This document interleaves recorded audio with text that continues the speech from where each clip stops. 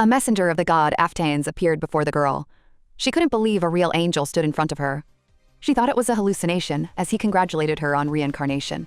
After endless torment, she fell into eternal sleep, remembering her boss screaming at her for daring to argue. He said she should have quit sooner so they could replace her instantly. That day was no different from any gray weekday. Another sleepless night passed. It was already 6 a.m., and she had to reach the office before the manager. In endless darkness, she clung to a tiny hope and rushed forward. She was born into wealth, but life with such a father and brothers was unbearable. She wanted to escape. She loved fantasy romance novels and couldn't understand why anyone would flee such a rich, handsome family. Sweet Potato insisted her father adored her and her brothers were perfect. She was even gifted a diamond mine, yet Batak couldn't grasp her wish to run away. She longed to be the story's heroine and live happily without escaping. In reality, novels remained her only refuge. She was sure her comment under the novel was the best and wanted to outdo herself. The angel wondered if she heard him at all. She still couldn't grasp that she'd been hit by a truck. Not just any truck, but the legendary isekai truck that starts a new life. He expected this reaction. She had read countless novellas, making her the perfect choice. She was meant to use her knowledge to enjoy the God-created world. The messenger urged her to choose carefully which novella the world would be based on. Aftane studied much data, but relied most on romance fantasy novels. Learning the God-built worlds from unread books made her furious. The angel asked if she liked the world made especially for a Lufan like her. Lufans adored fantasy romance. He asked if she wanted to be reborn there. She refused, unwilling to enter a world made by someone clueless about the genre. The messenger snapped, reminding her she begged to be reborn as the heroine. She found his behavior unacceptable and felt no trust or respect. She asked why she was chosen among billions. The angel said her comments were under every story Aftanes read. They always ranked highest and brutally criticized the protagonists. That was why she was chosen. She'd adapt quickly. She decided the god just wanted attention and mentally gave his world 0 stars. Already in eternal sleep, she had nothing to lose and no real choice. The envoy asked again for her consent to reincarnation. She read dozens of chapters monthly and feared becoming a slave. Or a villain doomed after a few chapters. Worse, a disposable extra. Doubts lingered, and his confidence irritated her. He reminded her she wanted a romantic fantasy world, one where she'd be born rich with a handsome family. He called her capricious, but she said that was the genre. Her family should dote on her, yet he said, love comes gradually. She disagreed, recalling how little ladies are always cherished. He suggested starting her story after her family's death. She instantly refused and asked to rethink everything. While waiting, she noted heroines always had special powers, or genius minds. He told her to lower expectations but promised all would be fine. He assured her she wouldn't be reborn without an ability. A heroine life with gifts and a handsome family tempted her. She wondered if the universe was rewarding her suffering. Having endured so much, she finally agreed. Overjoyed, she heard the messenger declare the deal sealed. A strange sensation followed as a black portal opened above. Realizing it was a deal, she begged him to stop. She screamed, calling him a devil and demanding cancellation. It was too late. She asked what her superpower was. With a sinister smile, he said it suited her perfectly. She threatened him if it was trust in scammers. He replied calmly that she was his property now. Darkness fell. A grand castle appeared, and a crying girl scrubbed the floor. That girl was her new body, and rage burned inside her. She searched for the promised family, but nothing matched his words. Not even a wooden spoon, only doubt and regret. Reincarnation mocked her hopes. Only the castle remained. A man shouted from above, calling her useless like her mother. She apologized, but his anger only grew.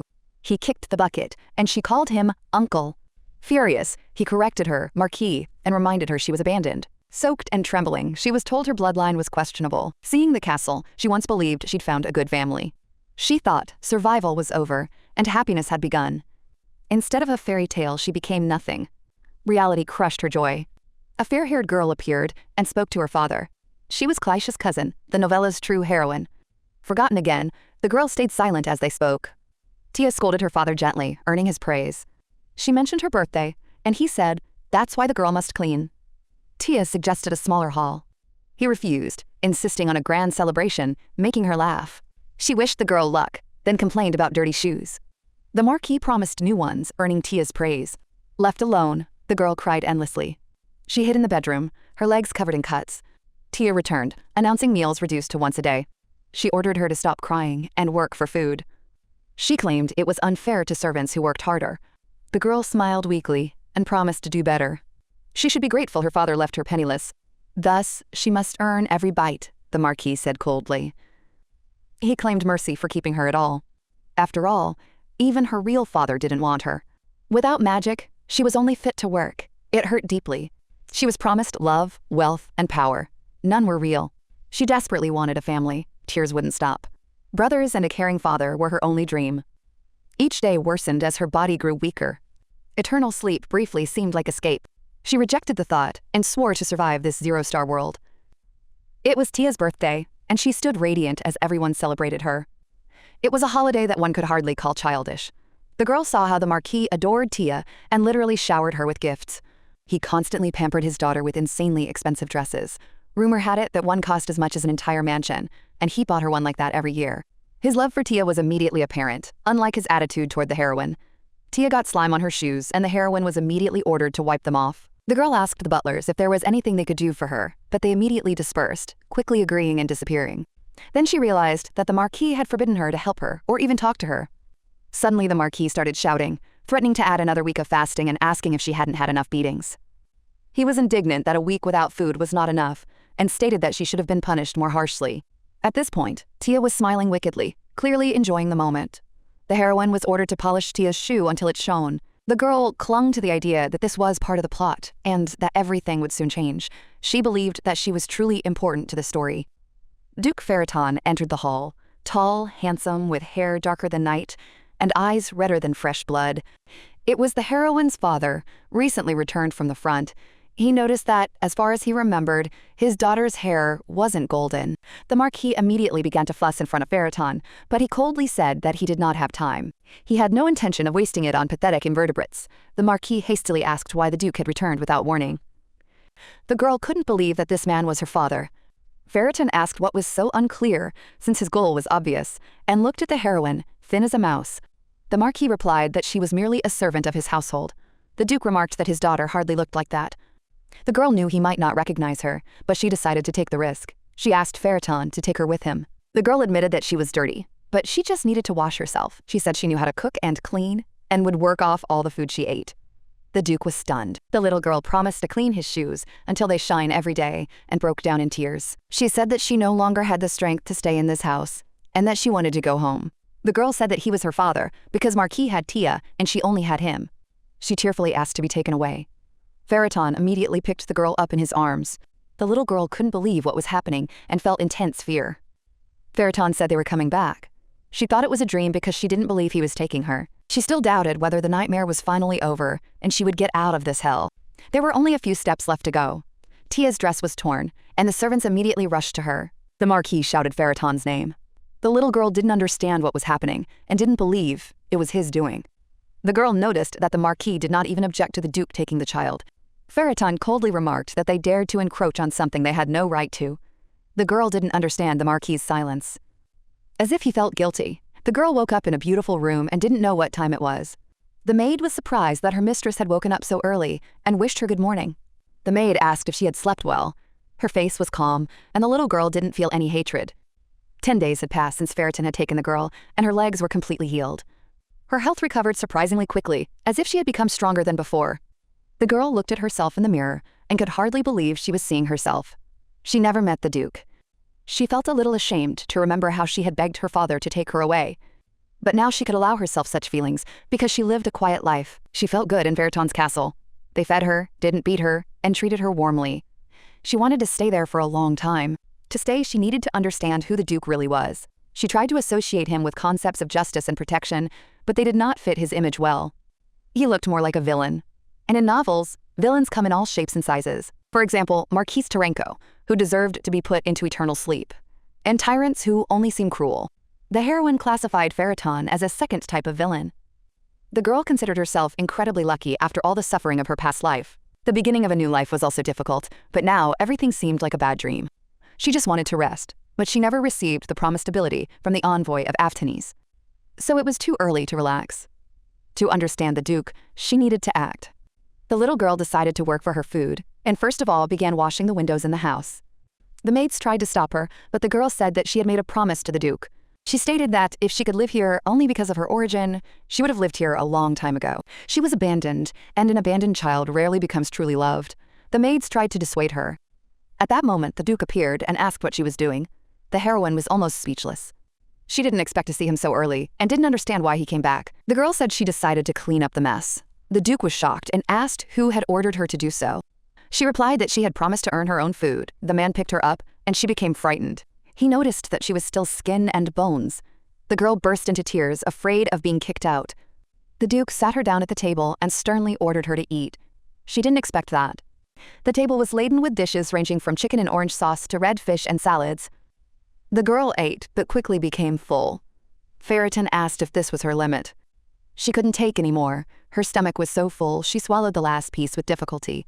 The girl was afraid that if she didn't finish it, she would be punished or put into eternal sleep. She was in despair. The maid intervened and reminded that the child had a small stomach. If she eats more than the norm, she will become ill. The Duke asked the maid's name. She introduced herself as Anna, and Ferriton appointed her as the girl's personal servant. The little girl was delighted to learn Anna's name because she saw her every day. She asked again if she could really stay here. The Duke found the question strange. After thinking about it, the girl realized that it would be rude to kick her out right away. The Duke clearly has honor, and she was simply afraid in vain. She calmed down, realizing that she would be staying with her father and did not have to worry about the house. There was an awkward silence, and the girl wanted someone to save her. A servant came and said that the Duke was expected at the imperial palace. It was a real salvation from awkwardness. The little girl was delighted, and the Duke ordered the horses to be prepared. The girl realized that he returned early because he finished his work faster. Her father told her not to do anything stupid. She agreed, even though she was angry about the washed window. It wasn't easy with him, but now there was no need to think about survival. Anna talked to the girl and hoped that she had calmed down. The girl said that she was no longer afraid because her fate affected the reputation of the duchy. The maid assured her that she didn't need to work anymore. She was too young. Besides, she is the Duke's only daughter and should think about good things. The girl wondered if she really looked so nervous. Anna added that the girl can share any problems. The little girl was surprised to learn that the maids were worried about her. She thought that they didn't care and that they didn't like talking. The maids replied that this was not the case and asked if she wanted to communicate. The girl quietly said what she wanted. The maids remarked that she was unusual. One of them misspoke, calling her ordinary, and immediately became embarrassed. She apologized tearfully. That's how the girl learned the name of another maid, Nancy. The little girl said that she even liked being ordinary. The maid thanked her, and for the first time the girl felt warmth and kindness in the house. Although everyone felt a little awkward, there was a light in their souls. The girl didn't know whether everyone could be considered a family just because they shared a house. She was still worried about her mother and the question of whether she really was the Duke's daughter. But, believing Anna's words, there was nothing to worry about. The girl was sad because she had never seen her mother and had only heard bad things about her. She was confused by the lack of magic, although the imp promised power and did not keep his word. Another doubt was the Duke's appearance with dark hair and scarlet eyes. His sharp features resembled a blade that had just emerged from under a hammer. And she had pink hair, tourmaline eyes, and a sweet face, which made the anxiety return again. The girl wondered if she really was an illegitimate child, and the Marquis had been right. If so, simple expulsion would certainly not be enough. Moreover, in her eyes, the Duke looked like a true tyrant with the dark soul of a villain. At least, that's what her Lufon radar was reporting. But then she thought, what would happen if the Duke did become attached to her and loved her like his own daughter? Or at least he wouldn't kick her out of the house. In that case, the girl already knew what to do. After all, she was a real fan of fantasy romance novels and read countless numbers of them. She put on a pretty dress and decided to go to her father's office. The fact that she even knocked on the door was already a big step. The main characters in the novellas were always distinguished by their courage. The girl recalled their first meeting after being enslaved by her uncle, how he called her a skinny mouse. She knew he didn't like her, but then he was the one who approached her. She was afraid to go in right away and wanted to count to 10, but the assistant opened the door and said that the Duke was already waiting. The little girl didn't understand how he knew she was coming to see him. The Duke waited silently for her to enter. The girl still couldn't get over the thought of how he found out about her arrival. She ran up, hugged her father, and said she missed him. She was also very nervous about the reactions of those around her. The Duke asked again if she really missed him. The little girl immediately confirmed it with a smile. He noticed that she was unusually tense during the meal. The girl became agitated again because he saw it, but then she decided it was hard to eat calmly when people were looking at you like that. She said everything was fine and she just felt awkward. They hadn't seen each other for a long time. If she were around her father more often, this feeling would eventually disappear. The girl herself decided that she was an illegitimate child, which meant the Duke should become more attached to her. Then, even after learning the truth, he wouldn't send her into eternal sleep. At that moment, the man grabbed her by the clothes. While hugging her father, The girl felt something very soft under her palms and thought it was silk. But she was disconcerted by the warmth, which she could feel even through her clothes. She quickly reassured herself, deciding that she was just imagining things. The girl touched his face. It was surprisingly soft, the skin smooth, almost like a baby's. Suddenly, an identity verification text appeared before her eyes. She was identified as the reader who had made a deal with Afteens. The verification was completed, and a new feature called Rush and Cash was unlocked for her. The girl was scared and decided that these were hallucinations due to severe stress. But she couldn't forget the name of Aftanis. It was he the guide had spoken of, promising strength and rebirth. She didn't fully understand the power's meaning. The name sounded like she'd borrow money from loan sharks and bring shame on her family. Soon her attention shifted back to her father's face. The little girl was startled, realizing she'd said out loud everything she'd thought about his cheeks. The father sat his daughter on his lap and began poking her cheeks with his finger, gently kneading them. The girl decided it was his way of getting closer to her. He seemed to find her sweet. After all, when an adult man squeezes a child's cheeks like that, the affection between them clearly grows. The little girl thought he thought she was cute, but her father said she looked like an angry puffer fish. The girl was upset. He should have been attached to her, but there's no harm in dreaming, as they say. After this, the father concluded the meeting, carried his daughter out the door in his arms, and ordered her to be washed. She didn't understand why she needed to wash herself, since she was clean. Out of fear, the little girl even started sniffing herself. The girl didn't understand why her father always carried her in his arms. Then she remembered that she herself had said how she wanted to be closer to him. But she immediately dashed these dreams, deciding that it was stupid, and there was no point in getting her hopes up. A maid approached her and asked if she was ready for a bath. The girl agreed, saying it was a good time for reflection. Already lying in the bath, she continued to think and remembered another important problem. When she was distracted by the Duke, the notification window disappeared, and she didn't know how to get it back. Because of the Duke, she didn't have time to read everything. But suddenly the message appeared again, and she was able to calmly learn the new skill. A solemn letter of congratulations appeared before her. It was expected that this simple condition would be fulfilled quickly, although she herself came up with this idea much later. The letter also stated that Aftanes hoped he hadn't been called a fraud. The little girl didn't think the conditions were easy, but she immediately realized that she didn't even know what conditions were being discussed. The letter went on to detail the instructions and classification of its power. The skill level was F. Using the cash, she could summon any unread romance fantasy novel. She could also use the summoned novel heroine's skill, but there was a limitation. The ability was blocked from being used due to the lack of a summon attribute. The girl was delighted with her power. She felt happy, because with such an ability she could forget about the struggle for survival. With this power, she could easily conquer the entire world. In her thoughts, she had already said goodbye to the difficult days, but she didn't know what a cash or attribute was. Soon, a new notice appeared, challenging her to prove her worth. The next message reminded that this world is full of dangers and unexpected situations. She was shown the full mission description, reminding her to be aware of the threats around her. The reader had to develop the skill on her own and prove her worth. The condition was to obtain a summoning attribute, and the reward was 500 cash. The girl was full of motivation. The difficulty didn't faze her, because she wanted to complete the task. She accepted it, but the question immediately arose of how to obtain the summoning attribute. In novels, such attributes are usually rare and incredibly expensive, such as relics from shrines or treasures from magical towers. Or family heirlooms passed down from generation to generation among aristocrats. The girl already knew where to find such a thing. It was a Ferreton family heirloom. It was the only available relic nearby. She hoped the search wouldn't prove too difficult. Suddenly, it occurred to her that she could simply ask the Duke to give her the relic. True, there was a risk that the required attribute would not be among the family heirlooms. She decided to start searching the next day, after getting a good night's sleep and making a plan. When the girl woke up, she heard the maid ask how she slept. The girl asked Anna if she had covered her up at night. But maids were forbidden from entering the bedrooms of sleeping owners. The baby decided that she had crawled deeper under the blanket herself. The maid asked if the girl would like to change. Other maids entered the room, and she greeted them warmly, like sisters. The girl noticed the jewelry in the shop window and was amazed by its beauty. Various metal alloys and a multitude of stones shimmered with countless shades of light. The maid pointed to a hairpin that perfectly matched the color of her eyes. She asked the girl if she wanted one like that, because it would look great. The girl replied that the hairpin was too expensive, but the maid said she was worthy of wearing any jewelry. Another added that much more expensive items would suit her. A reader asked where all the jewelry was kept, describing it as shiny objects. The maids replied that there were many such rooms in the house. The girl was upset by so many rooms because it would be difficult to find the one she needed. But the maid offered to show her all the jewelry. The girl asked if she could and received a confident yes. She thought that if she got into the best room, she would find what she needed, namely the family heirloom. Remembering the strictness of her uncle and his daughter Toy, she understood that there she would never have been allowed to even come close to such things. The girl herself did not notice how she was immersed in memories, and a strange expression appeared on her face. The maids burst into tears, not understanding what was happening to the baby, and she did not understand their reaction. One of the maids ran up to her in tears, caressed her, and said that she was so small and defenseless.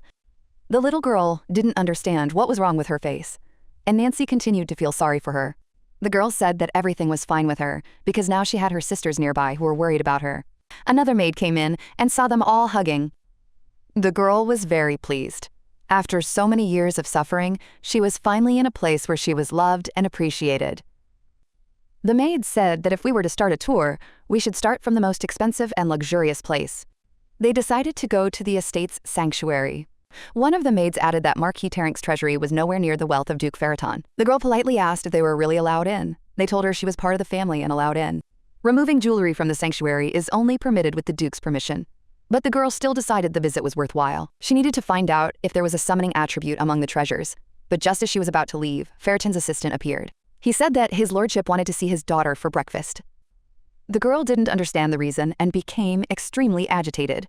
So much so that she couldn't swallow any more food. Everything seemed to have collapsed. The little girl knew she had to get used to the Duke, otherwise nothing would work out. She wished her father bon appétit, smiling broadly and feeling like she was about to burst from the tension. But then she decided that she was trying in vain and just started eating. Their eyes met, and the father calmly continued eating the meat. The little girl was delighted to see the pudding. She loved it and felt like she was in heaven. She ate the pudding so quickly that she didn't even notice it. Her father pushed his pudding toward her and told her to help herself. The girl was surprised, as she thought he was ignoring her. He hadn't responded to her wish, but now he'd given her the dessert. She didn't know whether to ask her to try it. She decided that come what may, it was worth trying, because affection needed to be increased. The girl decided to bind her father to herself more strongly, thanked him sincerely, and began to eat the pudding, scooping up the dessert with a spoon. Suddenly she wondered how she even knew how a real father and daughter behaved. After all, she never had a father. And then the Duke asked in a serious tone why she didn't cling to him. The girl didn't have time to understand anything, because he simply picked her up in his arms and hugged her. She noticed that her father was usually gone when she woke up. She wondered if he decided to wait for her today. The little girl began to wonder if her father had something important to talk about with her. He carried her into the office, sat her on his lap, and began to deal with some documents. The girl didn't understand what was happening, or why he was acting this way. She didn't know if it was because she'd said she wanted to be close, or if there was another reason. He looked at her with his usual frightening gaze, but the girl felt he had no intention of harming her. Everything seemed to be going according to plan. He even handed her his pudding with the same stern expression. The girl continued mentally plotting her survival plan. The first point is to see your father more often. The second is to always smile at him. The third is to increase his affection. So there was no deviating from the plan, although the shyness still remained. Suddenly, she remembered she had no time for such trivialities. She needed to find the summoning attribute. She fidgeted in her father's arms, and he asked what was wrong. The little girl understood that this was a chance to remind her about the treasures, but she replied that she wanted to look at the beautiful sparkles. She immediately became frightened, realizing that she had said too much again. Her tongue was her greatest enemy. At this moment, the maid bowed and reported to the Duke that the girl wanted to visit the treasury. The girl didn't understand why the maid had said this. What if her father didn't like it and got angry? The little girl couldn't believe they were actually going to see family heirlooms, especially since the Duke had so much work to do. The Duke picked her up and carried her off somewhere. She couldn't even imagine that they were actually heading to the treasury. The girl didn't know what her father was planning and was worried that she had let her guard down too early. She knew for sure that she couldn't relax. The novellas taught that this world was dangerous, even in dreams. Even if the Duke turns out to be a good man. Despite his reputation in this world. Suddenly, she heard the sound of a lock. When her father entered the sanctuary, the girl was stunned. The sanctuary turned out to be not just a treasure trove, but also a place with many trophies. Her gaze fell on the book, and she remembered that she had been referred to as a reader in the messages. During the explanation of her powers, she was addressed in exactly the same way. The girl asked what kind of book it was. He calmly replied that it was a sealing book. She became frightened and asked if the devil was sealed there. She didn't understand why her father hugged her tighter. The assistant said that everything was fine, there was nothing and no one inside now. The man assured her there was nothing to be afraid of. The girl said she wasn't afraid, though her expression suggested otherwise.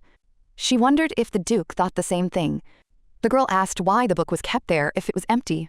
Her father replied that it was the first Duke's treasure. The little girl was delighted, as the book was very ancient. She asked if she could touch it just once. She looked at her father through the eyes of a cat, but it didn't help. The assistant explained that the book was too old and fragile. The girl puffed out her cheeks, showing her displeasure. At that moment, a message appeared. The task addressed her as a reader and demanded that she show all she was capable of. The main condition is to convince the Duke to hand over the summoning attribute. The reward is a chance to win 5,000 cash in the lottery. She wanted to refuse. The task was terrifying, as persuading her father was nearly impossible, and the risk was too great. But then a blood-red text appeared. Refusing the quest means entering eternal sleep. Failing the quest means entering eternal sleep. The girl didn't know what to do. She couldn't take the book, otherwise she'd fall into eternal sleep. But I couldn't help but take it either. There was no other way out, and my eyes filled with tears. A new message appeared. It stated that accepting the quest had activated the hint function. She wondered what these clues were, but it didn't matter anymore. The book had to be obtained at any cost. Hints would appear as she completed the task. The girl hoped she would at least be able to select them. She saw that there was a heart drawn on the Duke's cheek, and this surprised her greatly. The little girl realized that she needed to kiss her father on the cheek, and immediately realized that the demon could not be trusted. Her father noticed the strange expression on her face and said that she looked like a crushed frog. She even thought that it suited him, but now was not the time. She almost decided to kiss her dad on the cheek, feeling very embarrassed and afraid. The girl reassured herself that this was just a hint and she could do without it. She needed to persuade the Duke. She grabbed his shirt and pulled, quietly muttering the word, "Daddy." She promised to be very careful and asked permission to touch the book at least once. The girl said that she was sad, that no one had read the book for several centuries. She added that she would not harm it, but would only stroke the cover. With her sweetest face, she asked permission again, but her father's gaze only grew stern. His hands tightened so tightly that she felt as if he might break her ribs for her persistence. More hearts appeared around her.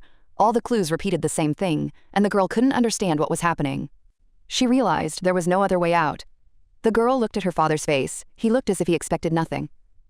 She slowly reached out to him, and he didn't understand what she wanted. The girl kissed her father on the cheek, following the prompt.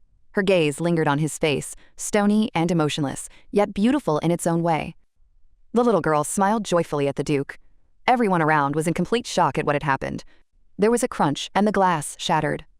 Father destroyed the barrier to get the book. He picked it up, and the girl couldn't believe it. The assistant was no less shocked. The little girl was eager to take the book, but her father did not give it to her, examining it carefully. The book looked safe. Even though it was ancient and empty, it required caution. The girl realized that her father had not taken out the book, not because of its value, but because he was worried about her. He didn't want anything to happen to it. The assistant excitedly reminded him that the book was a priceless heirloom of the first Duke.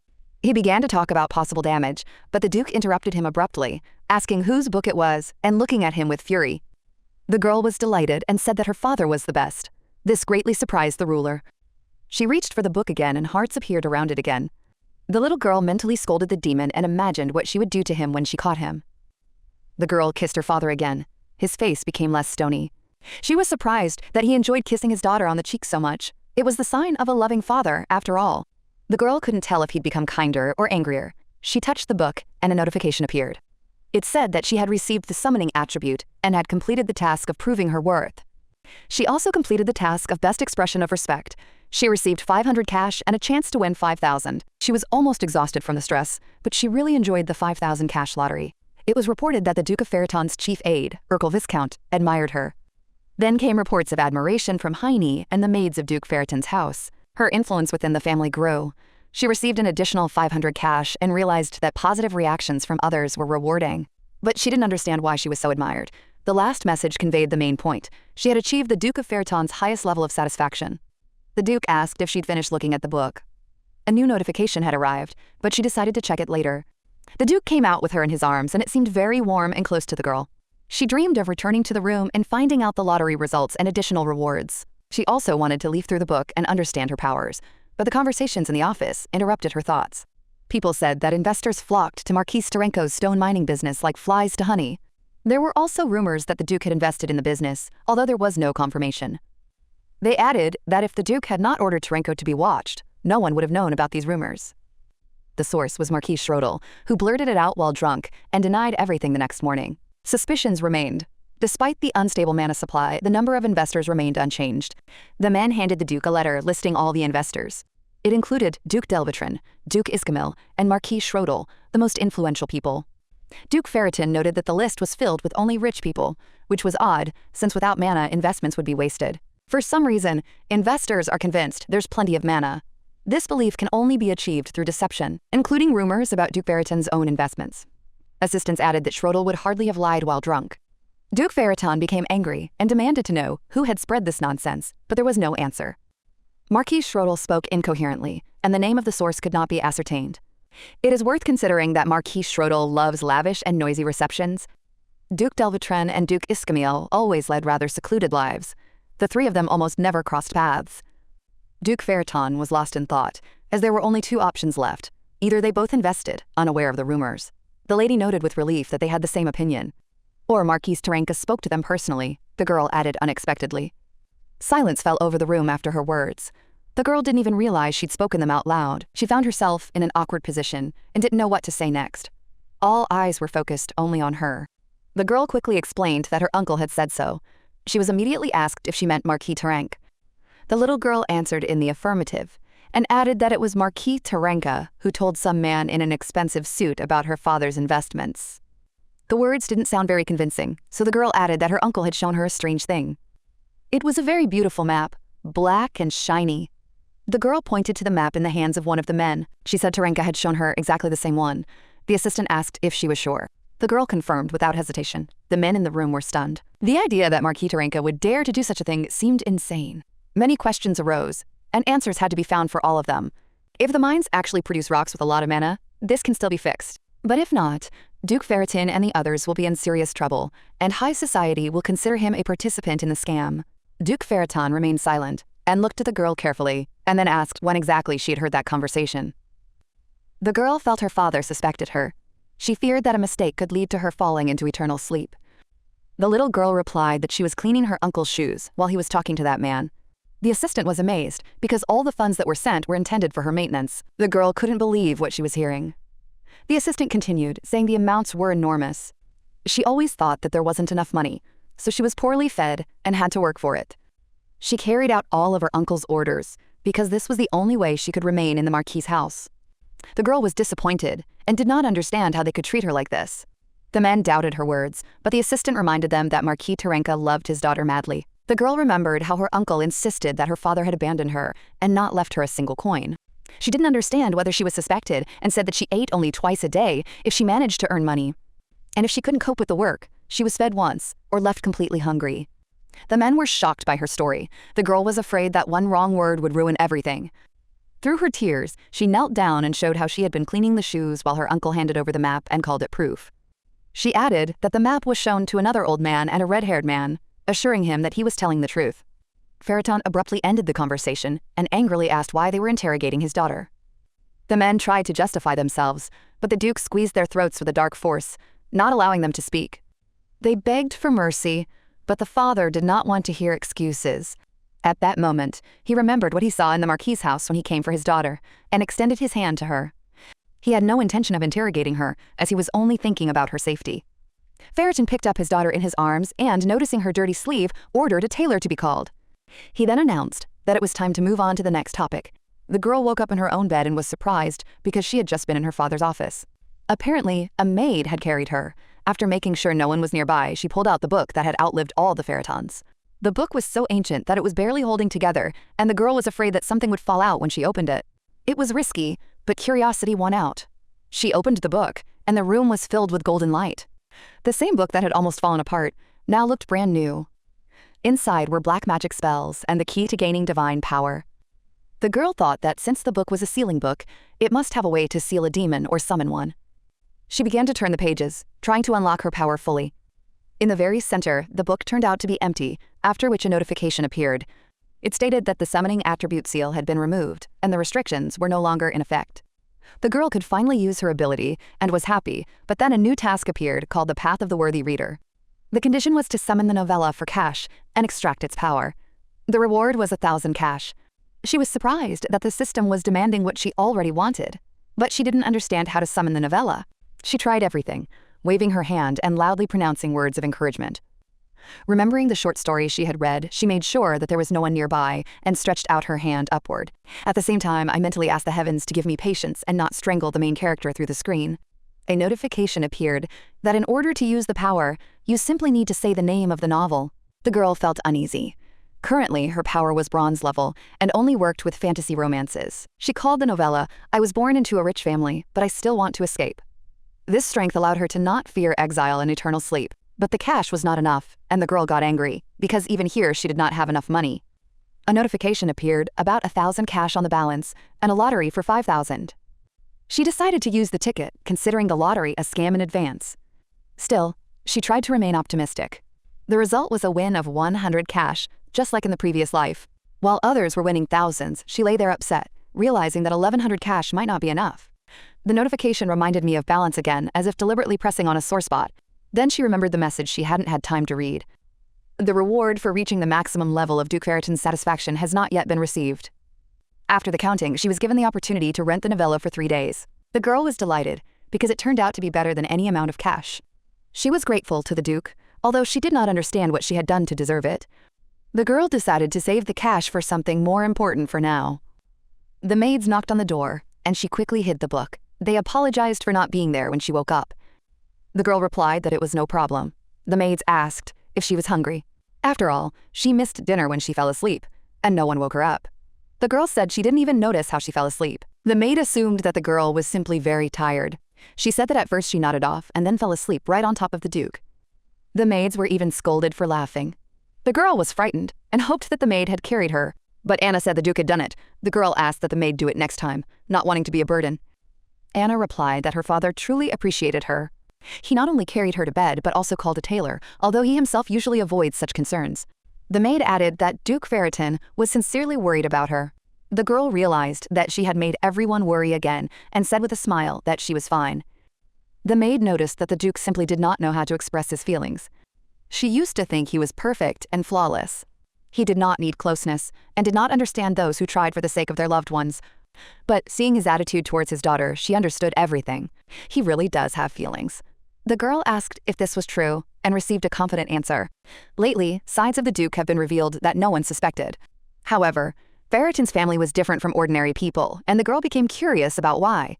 Another maid corrected her colleague, saying that the family was simply special. This was enough to understand how they were perceived. The girl said she was very hungry and asked if she could learn more about the family. The Marquis did not understand why Duke Delvatrin wanted to withdraw the investment. The Duke replied that it had become known that Marquis Schrodel intended to withdraw from the list. Another investor also decided to terminate cooperation. Marquis Terenka was alarmed. Star remained the last investor, and Galleon Bank refused to give him a loan. Terenka understood that his position could collapse with one decision from Ferreton. He didn't understand how the investors knew the truth, since the maintenance check served as proof. The source of the leak remained a mystery. Terenka wanted to use the family's resources, but was afraid that the truth would reach his father. He ordered the servant to do everything so that his father would not find out anything and ordered him to call Tia. He decided to send her to the house of Duke Ferreton because she supposedly missed him. The girl was surprised, having never shown any interest in Tia before. The Marquis remarked that they were, after all, family and had grown up close, almost like sisters. She replied that since that was the case, let the mouse come to them, not the other way around.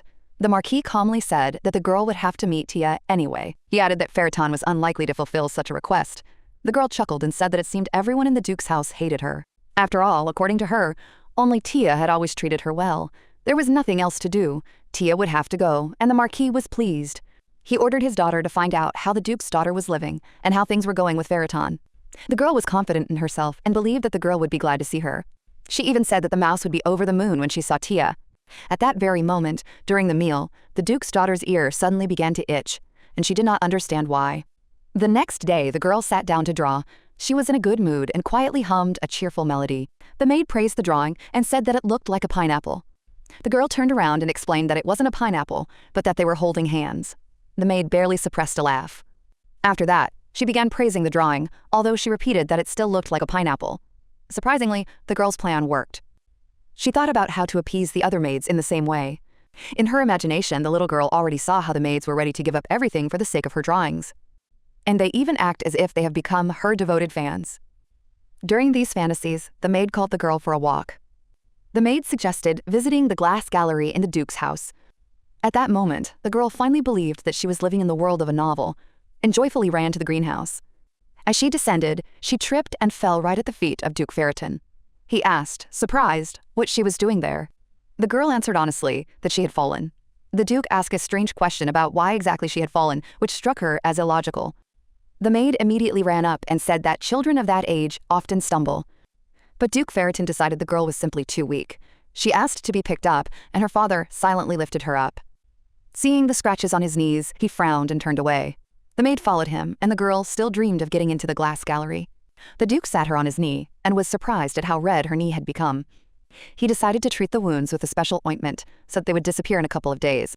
Ferreton muttered that he knew about her weakness, but he hadn't thought it was so serious. The girl was afraid that her father would abandon her again. She began to wonder if she really was an illegitimate child, especially without a drop of magic. The Duke himself took it upon himself to treat the wound, which greatly surprised the maids.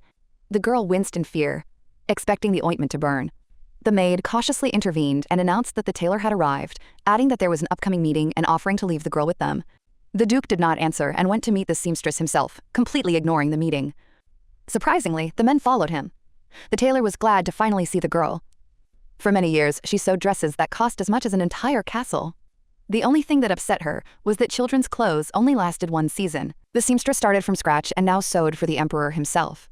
Her name was Jutra Felia. She looked like a real stylist with her short hair and extravagant outfit.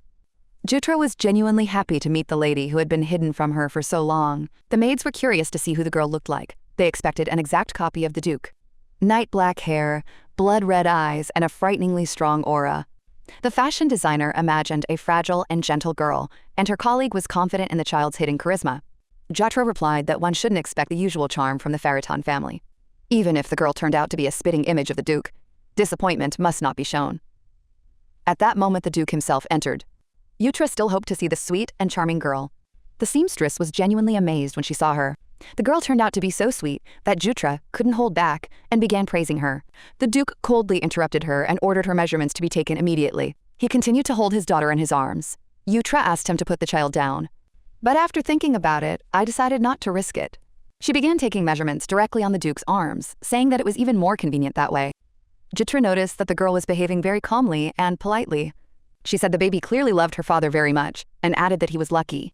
The Duke replied that the girl was simply always around and sometimes caused trouble. These words upset the girl. But Jutra noticed that he was obviously very protective of her, since he came in person. Ferreton said awkwardly that she often fell over like a newborn fawn, and so he has to carry her in his arms. The butler added that the girl adores her father. The men remembered how sweetly she fell asleep on the Duke's lap. The Duke recalled his return from the war and his daughter's hysteria when she saw him as a terrible stranger. But what touched everyone most was how she hugged him then. Jutra noticed that she clearly felt very comfortable in her father's arms. One of the men admitted that he envied the Duke for having such a daughter. All this chatter was starting to irritate her. The butler asked the girl if she loved her father. She replied that she loved him, but that didn't seem like enough, and she was asked how much. The girl got tired of this and decided to show it. She put her fingers together and said that she loved her dad this much. When asked again, she repeated the gesture and added that just a little bit more. Everyone who had been egging the girl on began to get nervous. In their minds, they were already regretting what they had said and preparing for the worst. But the little girl added that if you take away just a little bit from love, this much will remain, and she spread her arms. She said that if you take away a grain of sand from the universe, everything else will be her love for her father. Everyone was amazed by her improvisation, but the Duke said he had not heard. The girl repeated that if you take away a drop from the universe, all that remains is her love. Everyone was delighted and asked to share the secret. The Duke didn't like this and asked why anything should be taken away at all. The girl quickly responded that she wanted to love her father even more by spending time with him. She said that if he was around, her love would only grow greater. Everyone immediately understood the meaning of her words. The girl was praised unanimously, saying that she thought beyond her years. Everyone was charmed by her cuteness, and the girl decided that everything went well. But her father's gaze seemed wary to her. Jutra noticed that the girl's size had previously been larger, and this surprised her. Even the clothes I brought turned out to be a bit big, but that wasn't a problem. The seamstress asked the child to stand on the floor for a fitting. But the Duke said there was no need to try them on. They would take all the clothes anyway. He said he would buy everything she brought, and Jutra was delighted. She agreed, but the Duke added a condition. Sleeves should be either wrist length or very short so that they cannot be pulled over the palms. The girl thought again that he might not be her biological father, but he was clearly not such a bad one. Meanwhile, Tia arrived at the house of Duke Ferreton without much joy. She saw the castle and remembered the rumors of mountains of gold that exceeded the magic tower. It seemed the rumors were true. Tia was surprised why the carriage didn't stop at the gate. It turned out that it was just an extension, and the buildings around it resembled the main mansion. No one was warned in advance about the visit of the Marquis Terenka's daughter. Tia was surprised to be greeted by some poor-looking butler. She came to visit her beloved cousin and did not understand why permission was needed for this. The butler replied that next time he should send an official letter. Otherwise, he won't be able to let the guests in. Tia and the maid walked past with their heads held high. She was amazed by the luxury of the castle and ran around looking at the huge hall. Suddenly, her gaze fell on the portrait of Duke Ferreton, whose face she had previously been unable to see due to fear. She was amazed at how an ordinary mortal man could look so majestic and impressive. Tia even dreamed that her father would be like Ferreton. However, he was quite suitable as an uncle. Tia was absolutely confident in herself because even the maids from other houses admired her, which meant Ferreton himself would certainly be delighted with her. She knew that the more a person is feared, the lonelier they become. That is why she decided to relieve him of loneliness, because her uncle, as it seemed to her, needed it most of all. Tia believed that a child born out of wedlock was incapable of providing the love and joy she could. She wanted to take her cousin's place. In her mind, such a dirty child had no right to live in such a luxurious estate.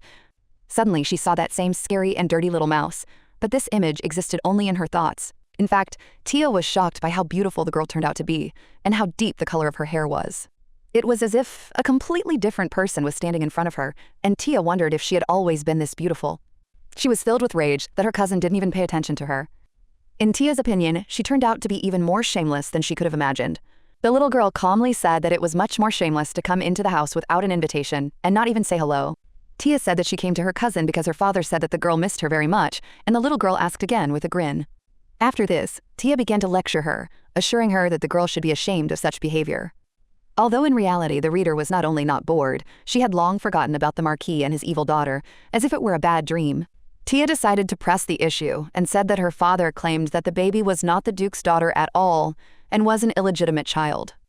She added that her mother had cheated on the Duke and insultingly called the girl an illegitimate freak. Tia sincerely did not understand how she dared to live in Ferreton's house with her head held so high. At that moment, an urgent task appeared before the girl, and she needed to quickly get rid of the lump in her throat. It was impossible to do without a sip of refreshing soda to at least slightly ease the condition. Oddly enough, before her reincarnation, she herself once left a similar comment about the main character.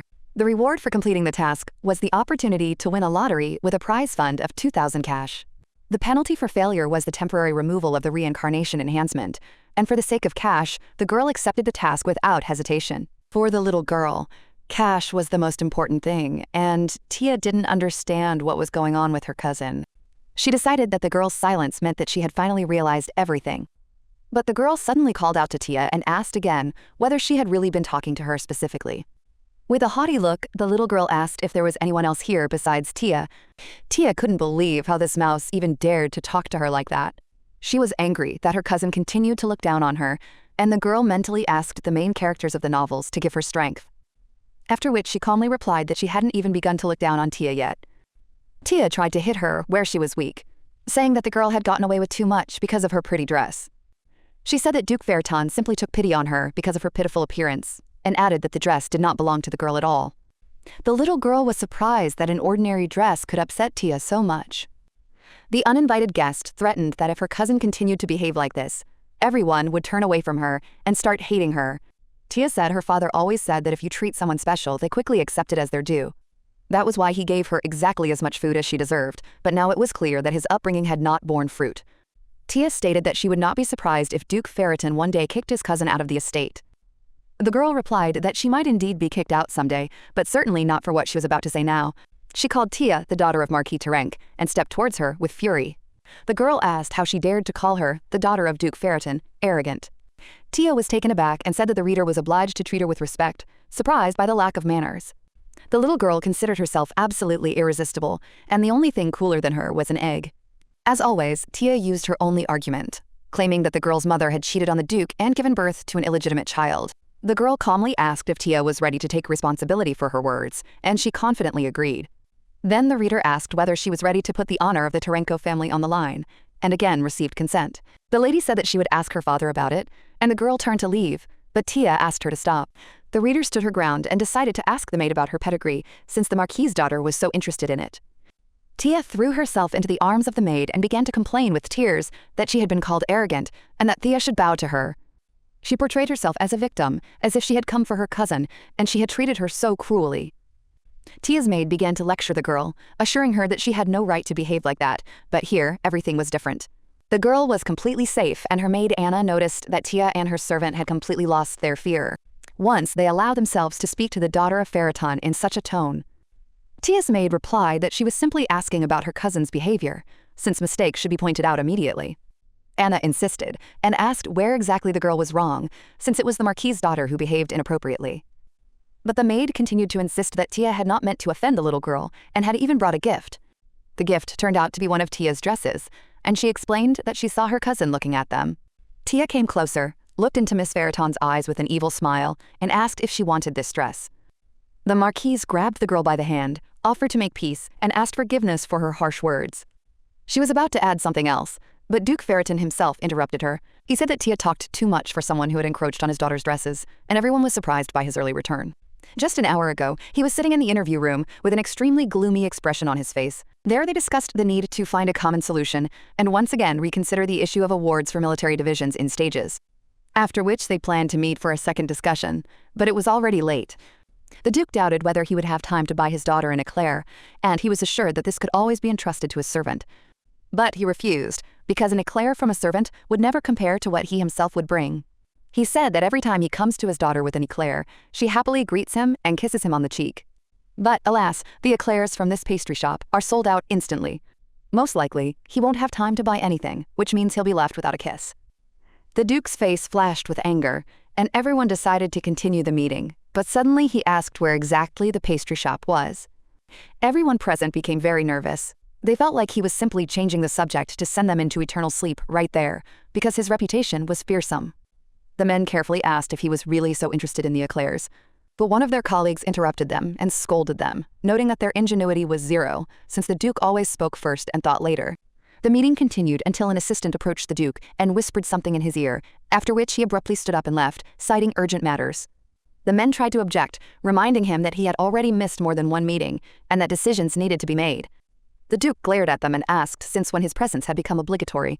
Last time, he also ran away, after finding out that his daughter was washing windows, and after that he stopped going to meetings altogether. And all because the girl wanted to always be near him. Today he rushed home as soon as his assistant reported the arrival of the Marquis of Terenka's daughter. But he was much more angered by the bad treatment of his daughter than by the use of his name in the Marquis's intrigues. This is surprising, because Duke Faraton did not need emotional connections with people. His sons were the same, except for his daughter. The assistant remarked that she was pleasant to look at and immediately corrected himself, saying that it was pleasant to see how the Duke protected her. The Duke replied that it went without saying, and that he would protect her until she grew up. Although for Miss herself he was just an ordinary loving father.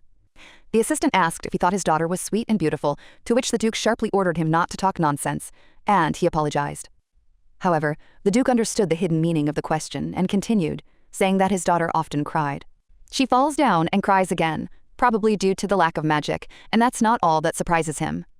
It's strange for him to hear her say she missed him, kiss him on the cheek, and fall asleep right on his lap. But his own behavior seems even stranger to him, because when he looks at her, his body reacts unusually. His theory is confirmed every time. He feels different when he is around her than when he is alone. He assumed that this was the work of Marquis Terenka, and his assistant asked him to describe the sensations in more detail. Because it resembled a curse, connected with the blood of a relative. The Duke said that his heart was fluttering and buzzing, as if there was a hive full of buzzing bees inside. The assistant realized that this was not a curse at all, and asked if the heart was starting to beat wildly and squeeze. The Duke confirmed the symptoms, and added that he constantly wanted to feed her something.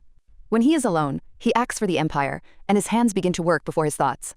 But as soon as he sees his daughter, his only desire is to pinch her chubby cheeks. The Duke called it a serious illness, but the assistant thought to himself that it was not an illness at all, but a mad love for his own daughter. Progress was evident, and the assistant hoped that one day the Duke would learn the true name of this disease. The Duke ordered them to drive toward the pastry shop, but his assistant remarked that they were likely already sold out. Faraton said nothing and merely looked at him silently. The assistant remembered who was standing in front of him, decided not to take any risks, and immediately apologized. The butler asked if he should buy the girl some eclair. The Duke initially agreed, but then decided to go and buy them himself. The assistant asked if he was sure he would go himself. In response, the Duke simply asked him to name the bakery and explain its location. The Duke left and ordered his assistant to find a store with toys for children her age. Faraton already understood perfectly well why Marquis Terenka sent his daughter to him. Tia ran to the Duke with hugs and a dress in her hands, but he coldly asked what kind of rag it was, and passed by. After that, he took his daughter in his arms, and Tia thought with disbelief that she was not his own. She immediately tried to wriggle out of it, deciding to frame the girl and make it look like she had said terrible things about her. Tia declared that she forgave the Duke because he had merely become a victim of his own daughter's lies. The Duke's daughter calmly asked what kind of lie he was talking about, but Tia stubbornly stood her ground and insisted that she would apologize for her cousin herself. Tia decided that the plan had worked, noticing how the Duke's face changed, and added that the girl had lied when she accused her of stealing the dresses. The Marquise did not stop and declared that she understood her cousin, since she probably lied to look better in the eyes of her father. The daughter of the Marquis of Terenka was so confident in herself that she could not even imagine what it was like to be ignored and rejected. That's why she still couldn't imagine that the girl was even capable of standing up for herself. The Duke was furious, not understanding how Tia dared to say such a thing about his daughter. Tia stated that she had no reason to steal the dress and reminded that she had brought one of her own to give as a gift. The Duke asked what dress she had worn last time, and Tia didn't immediately understand what he was talking about. Faraton recalled that on the day he picked up his daughter, she was wearing a dress sent especially for her. And only then did the girl realize that her father was not cold towards her. He was only talking about her appearance and condition. Tia waved it off, saying that it was nonsense because her father bought her that dress, like he did every year for her birthday. The Duke asked again if it was exactly every year, barely containing his anger. Tia stubbornly repeated that it was her dress, considering the Duke's daughter stupid. She couldn't stand it and said that his daughter was feeble-minded, as her father and maid allegedly said. The Duke calmly asked what her father said about him. Tia replied that he was a cold-blooded assassin, with darkness coursing through his veins. According to her, he knows no sorrow, and if he cries, then someone is sure to fall into eternal sleep. Tia said she wanted the Duke's daughter to always live in the shadows, to be pointed at and mocked. This is how she saw his daughter's future, adding that this child was just a brat who had stolen her place. The Duke coldly replied that Tia's lips were still wet, but she was already eager to fall into eternal sleep at his hands. He told her that she should not expect mercy, and Tia fell to her knees, not understanding what was happening and begging for help. A picture flashed through Tia's mind of herself sitting in the Duke's arms, with the baby kneeling in front of them. Confidence instantly gave way to horror, and the Duke ordered her to disappear. He remained sitting with his daughter on his lap while she calmly drank tea, not understanding what had just happened. The moment Klasha called the girl brainless, the room instantly plunged into darkness. But unlike last time, she felt safe, as if night had fallen and she could just close her eyes. When she opened her eyes again, everything around her had returned to its place with understanding. The Duke summoned his subordinates and declared that an insect had entered his house today, encroaching on someone else's property. He asked how those responsible for allowing this insect to get inside should be punished. The servants unanimously declared that they deserved to be plunged into eternal sleep and were entirely to blame, since the young lady could have suffered. The Duke did not want to get his hands dirty and ordered the servants to plunge into eternal sleep themselves, but his daughter was against it. She said loudly that it was impossible because she didn't want people to suffer because of such stupidity. The Duke replied that they had failed in their job and must answer for it. The little girl said that Klasha just came to visit her, and then they had a little argument. She added that children often quarrel over trifles, and Dad should not punish the guard for this. The gentleman asked Erkel's opinion, and he replied that the miss, as always, was absolutely right. He confirmed that the children really do quarrel often, and the little girl even had a dry throat from the divine tea. The father looked at his daughter and said she had a mustache. The girl was surprised, and the father simply gently wiped her face. The main character found it hard to believe that he had so naturally switched on the caring father mode. The butler was in complete shock, as he had never seen his master like this before, but the little girl decided that perhaps she was just dreaming, and remembered the seriousness of what was happening. The fate of a dozen people was being decided, and the strange looks around only increased the tension. The girl received a notification of deep gratitude from the servants of Duke Faraton for her kindness. She became curious about how these people had even survived here before, and the influence in the Faraton family had grown noticeably. For this, she received 5,000 units of cash and was genuinely happy because this was a guaranteed reward. One of the servants remarked that the lady was in a great mood and looked very nice, adding that she probably felt comfortable on her lap. The Duke said he didn't understand why she was behaving this way, and the girl decided that it was none of his business. The baby was very tired, Klatia returned home to Marquis Terenka, and everyone wanted to sleep. The soda task was automatically completed, the calculation showed a partial failure. The main character was angry because Klatia returned home and considered it a success, although in reality she didn't know how it all ended, because it was too dark around. The girl was frightened when she saw that the fine had been activated and was being counted. The fine turned out to be flat soda without bubbles, and this sounded extremely humiliating. She received a message that she did not deserve to be the main character and was asked to reflect on her behavior. The reincarnation buff was supposed to disappear randomly, and the girl didn't understand what it meant. Initially, the buff was supposed to be removed completely, but due to a partial failure, it began to disappear randomly. The little girl became curious about what other buffs she had and began to rock back and forth. There was a knock at the door. She allowed him to enter, and it turned out to be the Duke, which frightened her greatly. She didn't even want to get up because the penalty for the task had already been activated. The girl was afraid that the reincarnation buff would disappear right now. Her father sat down next to her, and she noticed that nothing seemed to have changed, but she was hungry and wanted to sleep. The daughter said yum yum, hinting at hunger, and her dad asked again. She sadly asked if there was any treat and asked for a cookie with a smile. And suddenly she realized that she had accidentally slapped the Duke on the thigh with all her strength, which had caused her to become very scared. The little girl realized that losing the reincarnation buff meant losing the adult thinking of her past life. She didn't want to believe at all that she would become an ordinary doll. Suddenly her thoughts became a little clearer, and she realized that the buff would return randomly. The girl began to knead her thigh with her paws, like a kitten, hoping that the cash would not be taken away from her. She understood that in order to survive, she must not anger the Duke under any circumstances, and her father asked how she was getting on with the Akitas. The daughter asked again what it was, and her father reminded her about the book she had taken. The Duke asked if she was beautiful, and the girl said that she was fine, which made her father think. The main character added that the book had changed a little and had become very beautiful. And it was also shining, and the little girl reached out to the Duke, noticing the heart. She repeated that he was handsome, and her father asked if she was talking about the Acitus, and she agreed. The girl added that when someone tells them they are beautiful, they should say thank you. The Duke was surprised, and the little girl said that she would also say thank you, completely confusing him. The main character loved compliments and hoped that her dad was pleased too. She thought that perhaps he liked her even more, and she really hoped so. The Duke was curious about how beautiful that book had become, and her mind was finally beginning to return. The girl didn't know what to do next, because the book no longer looked like the one her father had given her. She decided that it was better to confess honestly, because she knew that it was wrong to lie, and she hoped for forgiveness. But then I remembered how valuable this book was, and that the Duke had to break the display case for it. Now, however, the Akitas had changed because of her, and she was afraid of becoming a walking problem. The little girl convinced herself that everything would be fine. She just needed to gather up her courage, and the Duke waited. She couldn't stand his gaze and said that she hadn't damaged the book, trembling with fear. The butler was upset, because the little shrew had greatly upset their miss. He saw the gentleman entering the little girl's room and hoped that he had been able to console her. But he noticed that the Duke had already left.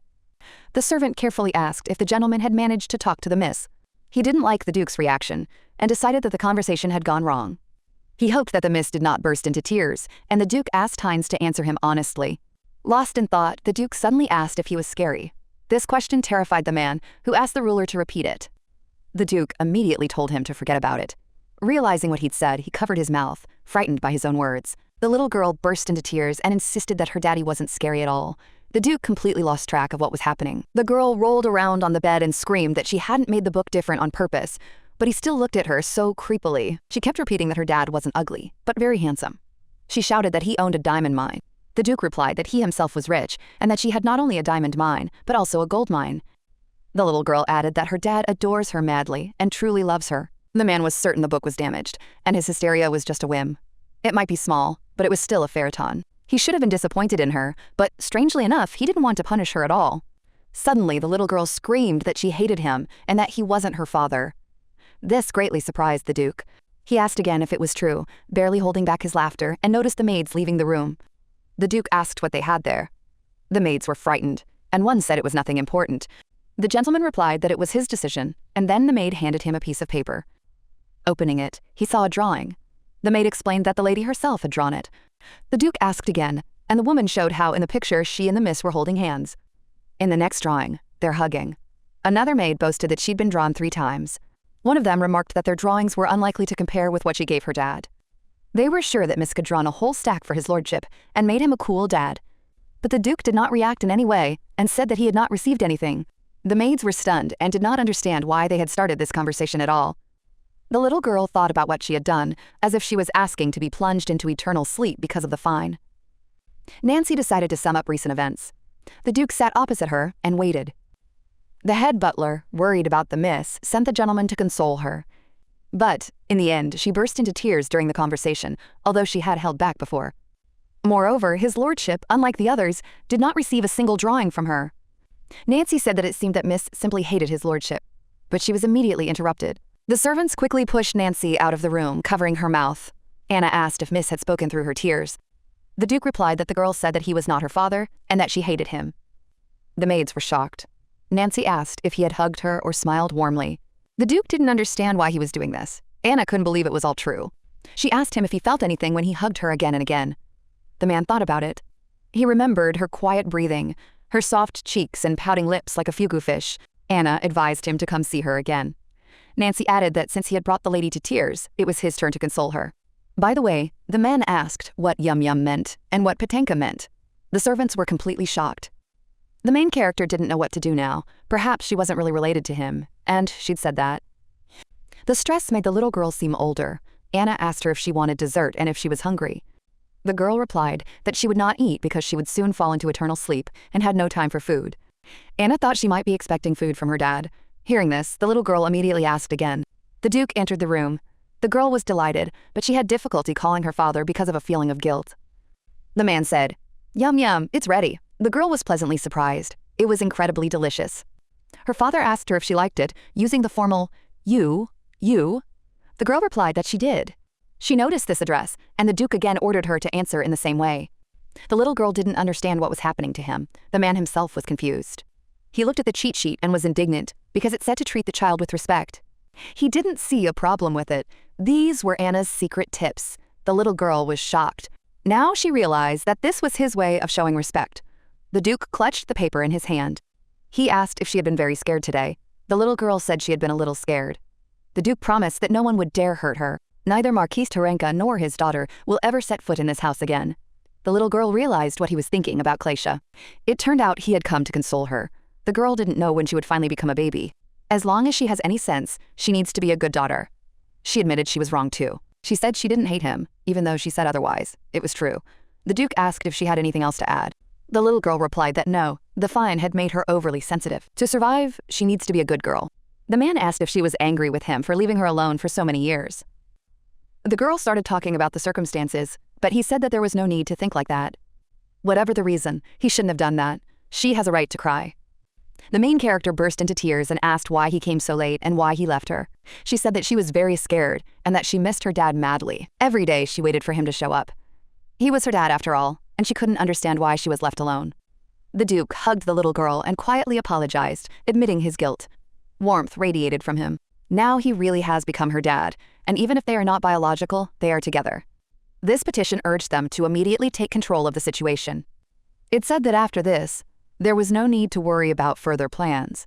But upon personal inspection, the problem turned out to be not so urgent, although it cannot be ignored. The man couldn't figure out where the beeping was coming from, and the Duke certainly wasn't going to tolerate it. He stood up abruptly and jumped out of the window. The men were shocked by the height. They asked where he was going, assuming it was because of the sound. There was a girl on the street. She was happy to see her dad, even though she was still under the influence of the fine. The little girl asked to be caught. Now the men understood the source of the squeak. She was like cotton candy. The Duke took his daughter in his arms and said that it was dangerous to run like that, you could fall. He smiled and hugged her. The men were shocked. They had never seen him like this. The ruler said that there was an important point before the meeting. Ferriton ordered everyone to listen carefully. When his daughter walks calmly, her shoes make a distinct sound. Then there's no need to worry. But if the sound becomes rapid, they're obliged to protect her with their lives, or find out what will happen to them if something happens to her. The men promised to protect Miss at any cost. The Duke announced the start of the meeting. The fine against the little girl was lifted. She was angry about how she had disgraced herself. First they discussed the upcoming celebration. They were wondering if he would show up there with Miss. The Duke said she was still young and he didn't want to show her to the old foxes. The main character realized that it was about celebrating victory. They decided to remove Miss's name from the list. The girl suddenly remembered something and called her father. The father asked what was wrong. The little girl asked him to whisper something in his ear, and he leaned over. She asked her name. This question horrified the Duke, and he asked again. The girl repeated the question and added that she also wanted to know her age. She herself did not understand why she asked and decided that it was not worth it. The Duke even stopped the meeting. Even the men left, perplexed. He was shocked that the little girl did not know her name or age and did not understand how the Marquis addressed her. The girl was ashamed. She spoke quietly. but everyone heard. In that house, they didn't call her by her name. They just said, "Hey you," and called her worthless. She was called the family's disgrace and scum. Her father told her she didn't need to remember that. Just like last time, when she said that the Marquis did not receive money for her upbringing. She thought he didn't believe her, but he just didn't want her to go back to the pain. The main character admitted that she doesn't know either the name or the age, and doesn't feel any shame. Even though the Duke doesn't know how to show his feelings, she now understands that he does it for her. After all, she has a dad now. The Duke smiled and said that no one would dare shame her. He named her Lutetia. That's the name of the main character. The little girl thought for a moment and realized that she had heard this name before. She remembered her mother telling her that she loved her and wished her happiness, calling her Lutetia. The girl realized that this was really her name and asked her father to repeat it. He called her name again. The little girl smiled and said it was her. Then she fell asleep, feeling warm and peaceful. This surprised her. Because the bed was light, she looked up and saw her father next to her. It turned out that she was asleep, her face buried in his arm. Papa quietly asked if she was awake. Lutetia wished him good morning. She couldn't understand why he'd slept with her. She noticed the traces of her tears on her father's sleeve. Lua begged him not to leave, even though she knew the Duke was full of papers. Lutetia said that if her dad left her and went away, she would really hate him. At that moment, the little girl was under the influence of a fine. Everything went wrong again. Lua didn't realize what she was doing. She suddenly felt ashamed. Dad called her a crybaby and joked that with her swollen eyes, she looked like a Crucian carp. Lutetia asked if it hurt. Her father grinned and replied, wondering if her little fists could possibly hurt him. But the girl explained that wasn't what she was talking about. She pointed to the scar on the Duke's stomach. The man said it wasn't that important and covered his daughter's eyes. Lua didn't understand why he did that. The father explained that the scar looked frightening. The little girl asked if he had been wounded that badly in the war. The Duke replied that it was different and asked who she thought he was. The girl leaned over and began blowing on the scar. The man was confused and didn't understand what she was doing. Lua explained that you always need to blow on the sore spot. Dad said the wound was old and hadn't hurt in a long time. Lua still insisted, because back when he was wounded, she couldn't do that. Lua kept saying that the cat was in pain, the dog was in pain, but Dad wasn't in pain. Dad said again that he wasn't in pain. The little girl countered that it had hurt before, after all. So, it had to be done, because wounds always hurt. Wary glances, full of hatred, fear. The Duke knew from experience that it was precisely these kinds of things that hurt the most.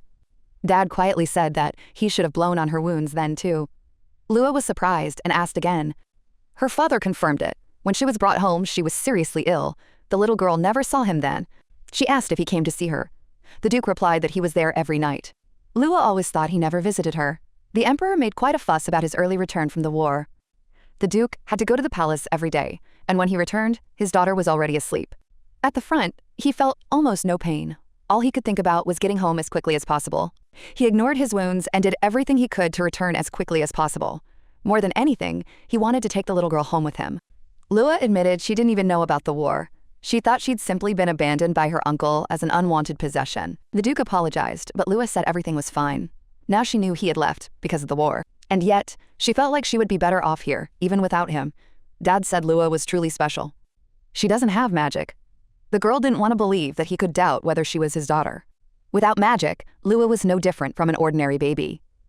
Unable to withstand the magic emitted by the brothers, Lua could have fallen into eternal sleep. If the Duke had been there, he could have protected her, but he had to go to war. Then the Marquis of Terenka offered to take Lua, his niece, under his guardianship. Besides, she was the same age as his tia. He said that for an ordinary child, family is very important. The Duke sent the baby to the Marquis for her protection. He even received reports of how well she was living there. Lutetia knew nothing of this. He sent her to the Marquis of Terenka to rescue his daughter without magic. Papa apologized for this. Lua found it strange, since the Marquis was at fault, but the Duke was apologizing. But she needs to know one thing for sure. Dad never abandoned her. Now Lua understood this, and so she asked if he would agree to be her dad. The Duke agreed. Then Lua asked if he would be the father, even if she didn't have magic. Papa promised he wouldn't leave her no matter what happened. Lua realized he was with her forever. She burst into tears and called for her father. Her father hugged her, kissed her, and told her he was there. In reality, Lua didn't want all the things she wished on the devil. She grew up an orphan and was always alone. All she needed was a loving family. That would have been more than enough. Now the little girl knew she would be turning 4 this year. Dad noticed that she was dirty.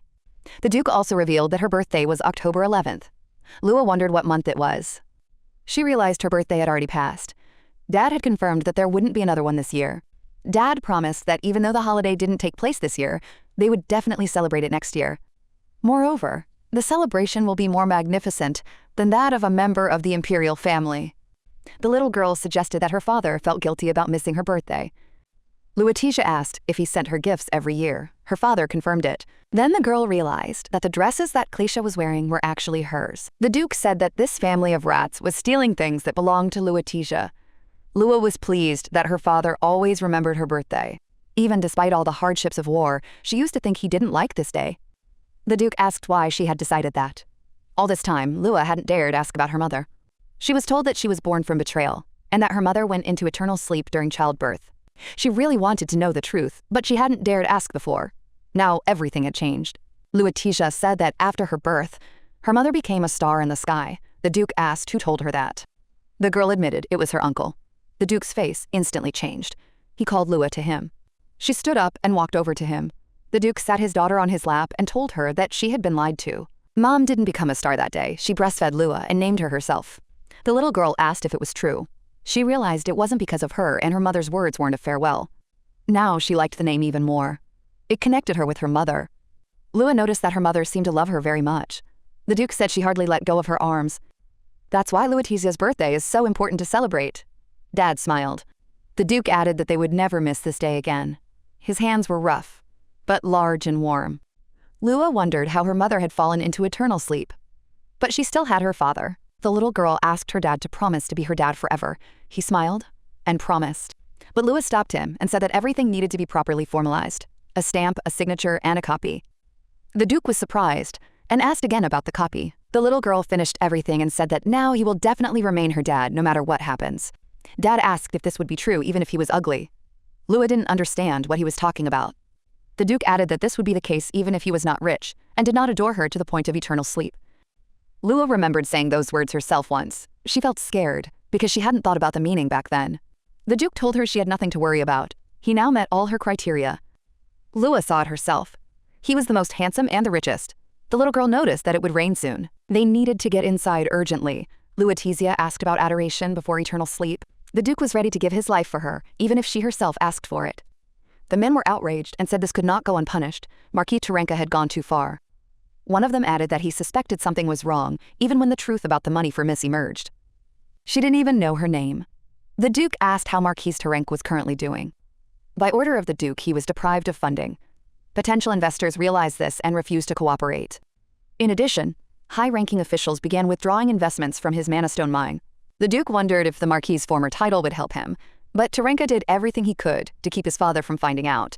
Gold rules the world now. This is an era where the rich bourgeoisie reigns supreme over impoverished aristocrats. Marquis Terenka will slowly, step by step, lose absolutely everything. And then he would experience despair such as he had never known before. But even this was not enough for the Duke. The little girl was sleeping peacefully in her bed. But a sudden task woke her up. Lutetia was angry because she was only 4 years old and needed to sleep. Otherwise, who would be held accountable if she didn't grow up due to lack of sleep?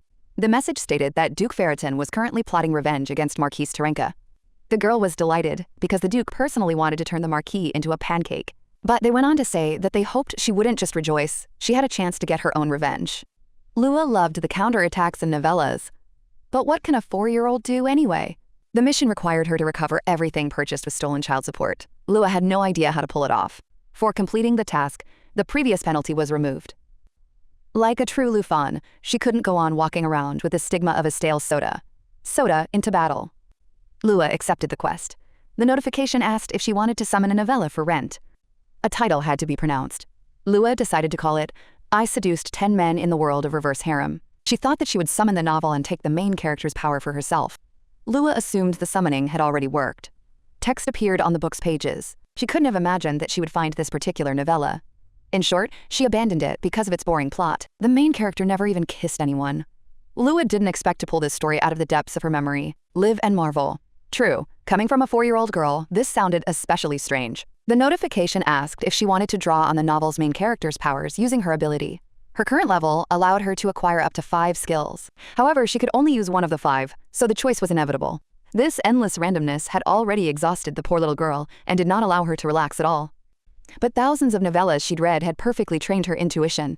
Lua trusted her hand. The main character decided to restore justice after that lottery with a measly win of 100 units of cash. She chose the "I'm not flirting, I'm just seeing your feelings" ability.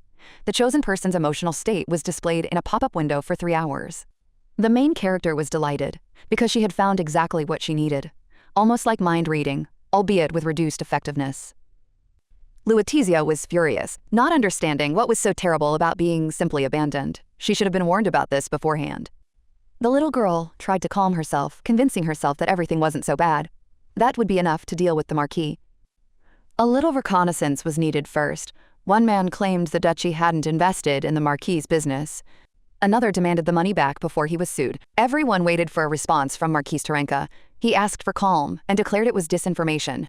He offered to look at the check with the Duke's seal. According to him, there was no sign of forgery.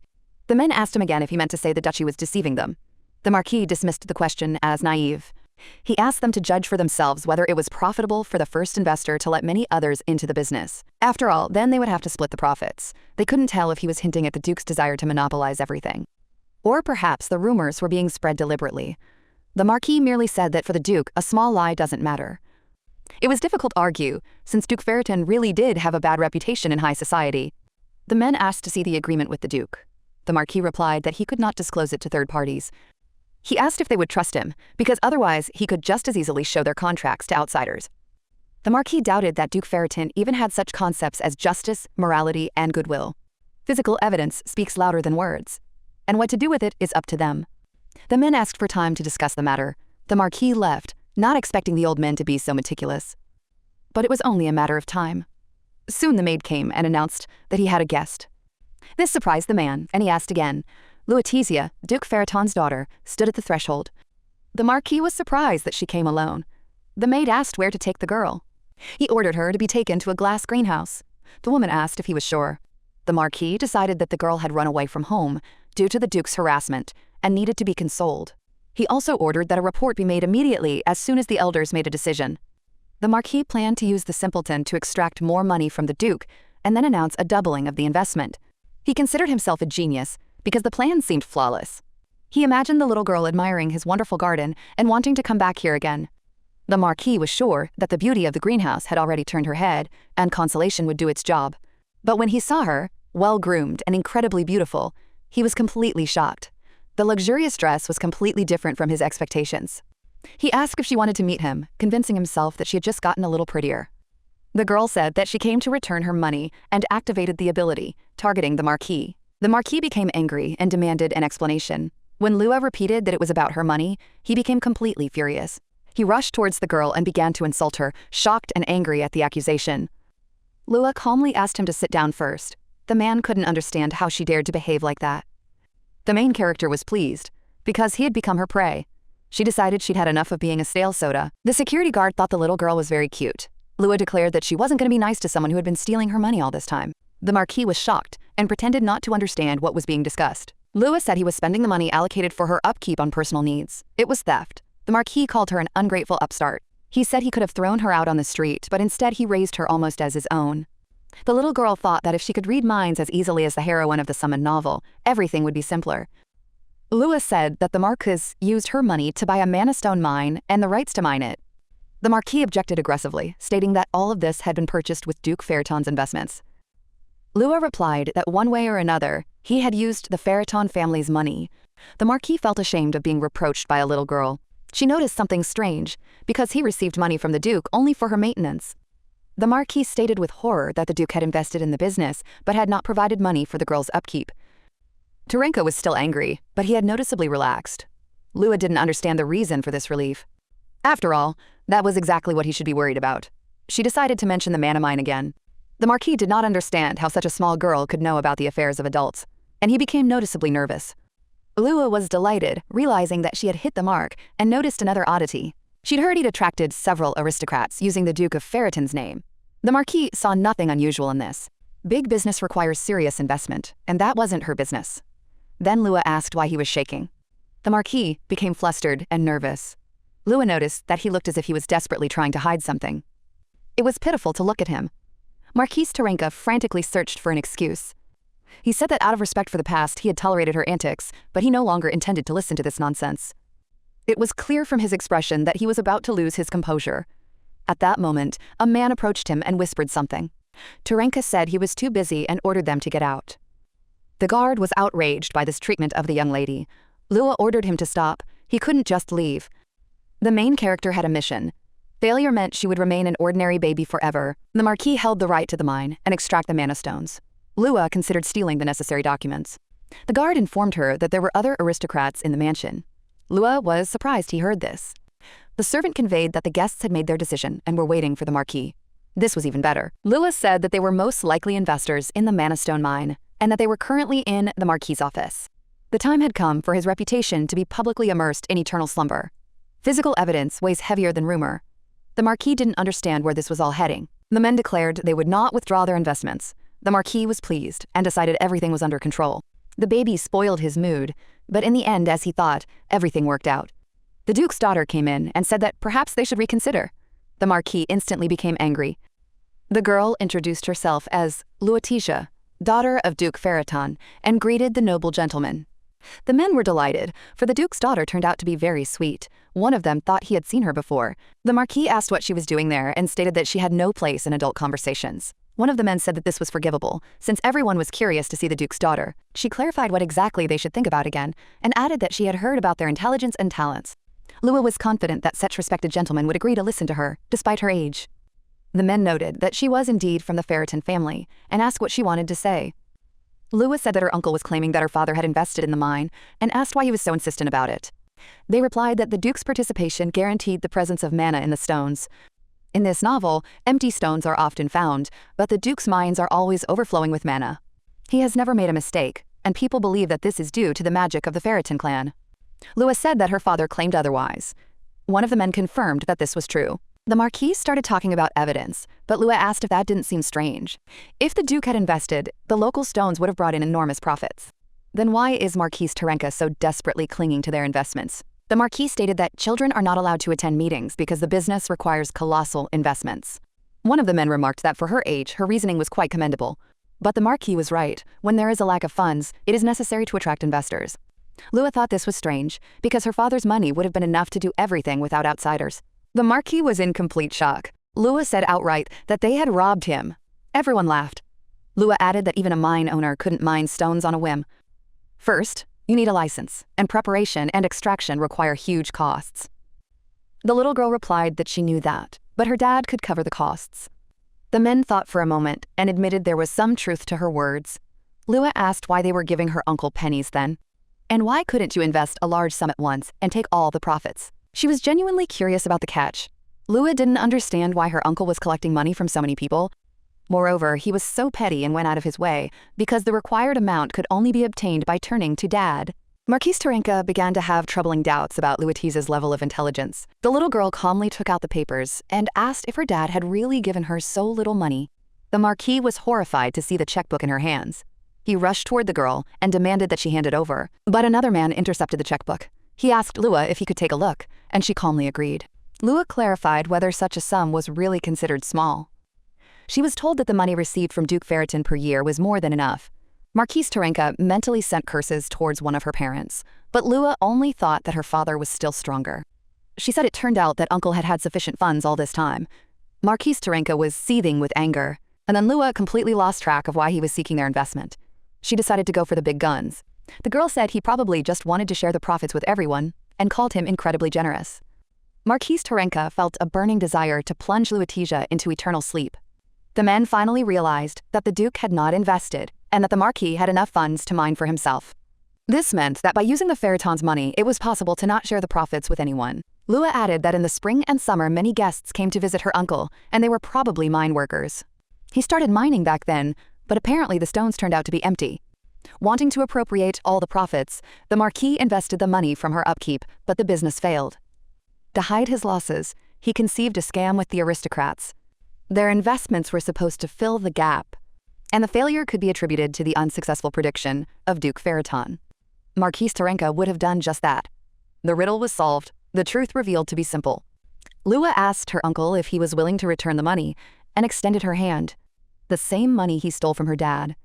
The little girl found it hard to believe that he was actually going to hand over to her the rights to the mine and the extraction of mana stones. The three angry aristocrats remained in the office. The Marquis was furious, as she herself had forced him to do this. Lua spoke this way to preserve his dignity in the eyes of these uncles. But if the Marquis had decided to make amends, would he really stop there? She wondered if he was serious. Marquis Terenka could barely restrain himself from slamming his fist into Lua's face. He was literally shaking. The little girl said he could have snapped back by stealing her money, or he could have just been testing her. The Marquis had no conscience, but the desire to preserve his reputation still remained. Due to severe dizziness, Marquis Terenka's emotional activity was interrupted for 3 seconds. He told the girl to quickly say what she wanted and leave immediately. Lua launched into a verbal barrage and even asked him whether he should continue. Terenka didn't know what to do. But the little girl, happy, quickly ran home. She was overjoyed, for she was now rich. The task had been accomplished, and her influence in the duchy had grown. All these notifications were incredibly welcome. Even the fine went into effect. Suddenly, the men called out to the young lady. The little girl turned around and said her name was Luatisha. They assured her they remembered her name and called her very sweet. Lua proudly said that her mother named her that. One man started to talk about her name, but the little girl interrupted him and said that she was 4 years old.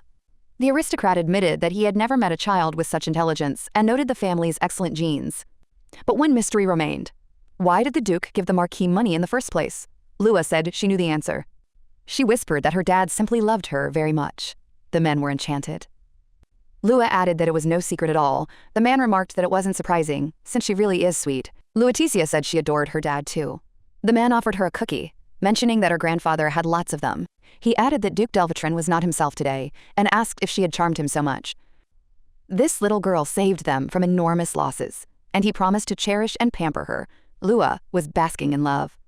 The guard reminded her that it was late, and his lordship would be worried. Lua said goodbye to the grandfathers. She said it was time for her chocolate cake. The men were nothing but charming. Duke Delvatron asked Marquis Schrodel what was wrong. The Marquis thought he'd seen this little girl before, but he couldn't remember where because the Duke's daughter was always hidden from prying eyes. In the end, he decided that he was simply mistaken because they were too different. Children adapt easily, like a tree that grows differently in every soil. Like a seed with endless potential, he was curious to see what she would grow into. The guard said she was amazing, and he was sorry the lady didn't have magic. But today he was more touched than when the second eldest lord put the monster into eternal sleep at 2 years old. The main character was shocked by this fact. The guard had expected such a reaction and was touched by her eloquence. Lua wanted him to stop crying, but she didn't understand his sensitivity. She decided to wipe his tears. The Duke came up from behind and noticed that the guard looked good next to his daughter. Almost like family. The guard was terrified, but Lua, on the contrary, was delighted. She didn't understand why he was shaking and offered to stroke her cheek to calm him down. The man wanted her to stop immediately and didn't understand why her cheeks were so soft. Lua asked him if he was feeling better and added that he was lucky to have such a kind girl. She didn't understand whether he was in pain or was simply too moved. The Duke wondered what this need was. Lua thought it sounded more like a desire to be immersed in eternal sleep. The guard pleaded for his life. Lua decided that Dad was simply curious about exploring the body's limits. All the servants greeted the little lady joyfully and welcomed her home. One of them promised to bring something refreshing. The maid said that the mistress was tired and offered to change her clothes. The little girl remembered that she now had a home to return to and told everyone that she was home. It was a home where she was welcome. The Duke understood that his daughter was extremely dangerous. Meanwhile, Lua thought the cake was simply magnificent. She knows how to control people, without even realizing it. For example, right now the Duke desperately wanted to stroke her head. The desire was so strong that he was ready to break down the wall. They asked him what was going on. The Duke replied that everything seemed strange. The butler, horrified, asked if the desserts were the problem. But the Duke was talking about something else. He felt full just watching her eat. He said that perhaps the youngest had the ability to influence others' reactions. The servant didn't understand how. After all, the young lady has no magic, and she is the first such in the Ferriton family. He called this ability crazy about his daughter, and noted that it is extremely dangerous. The Duke asked Lulu if she understood exactly what he wanted from her. The girl confidently replied that she did, and again that furious impulse awakened in him. The ruler felt that his daughter's smile was causing devastating damage. He suggested checking it out because the answers were too important. The Duke asked what would happen if someone wanted to pet her head. Lulu said she didn't want to. Because it's forbidden. He asked about her cheeks, and she again refused. Even the treats didn't change her mind. The Duke continued with a question about the kiss on the cheek. Lulu said it was bad. He asked about hugs. The little girl replied that then he would become a kidnapper. The ruler was pleased and said she was just like him. The servant considered what was happening a nightmare. The answers seemed too soft to him. He thought they would have sounded harsher. But Anna objected, saying that the mistress should speak only kind and polite words. The servants conveyed this to the Duke, adding that there would first be a polite warning. The Duke decided that was appropriate. He reached out to Lulu, and she said she didn't want it. Lulu screamed, calling him a kidnapper. The man was in shock. He was shaking, but he still stretched out his hands. Lua pushed him away and firmly said that was out of the question, calling Dad bad over and over again. The little girl was waiting for praise, and the Duke sat in complete bewilderment. The servant had never seen the impenetrable Duke so devastated. The man said it felt like a knife had been stabbed into his heart. The servant noticed that he was indeed bleeding. Marquis Ferreton stood before Marquise Terenka, who was shouting and demanding an explanation.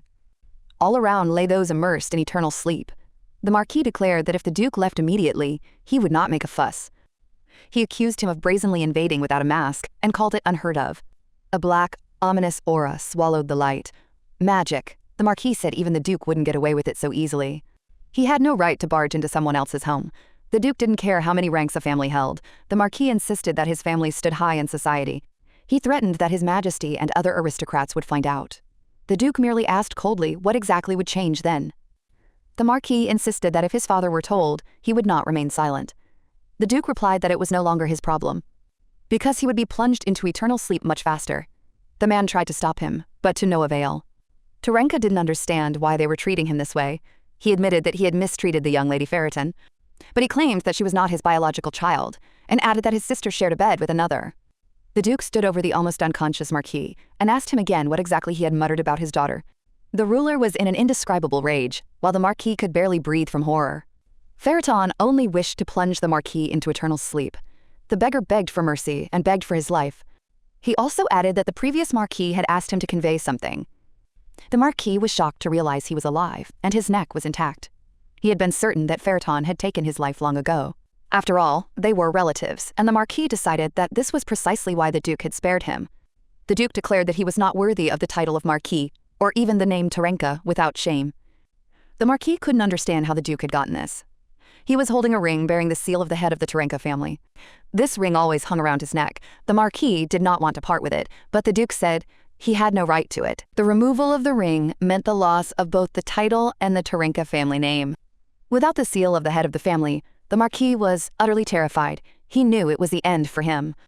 At the Ferreton estate, the maids asked the little girl if she had heard about what had happened at Marquis Terenk's. Lulu knew nothing. Nancy told him that his title had been taken away and he had become a commoner. The main character didn't understand the reason and asked if his vassals had rebelled against him.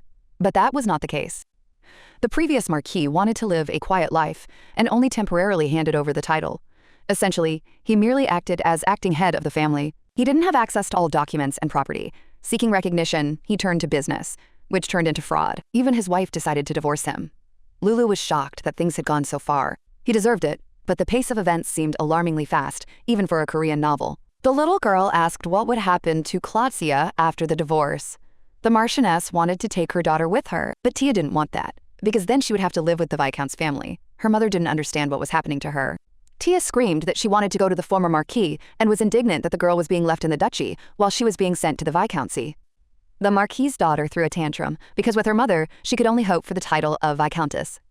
Lulu wondered how Nancy knew all this. The maid said the servants. Networks span the entire world.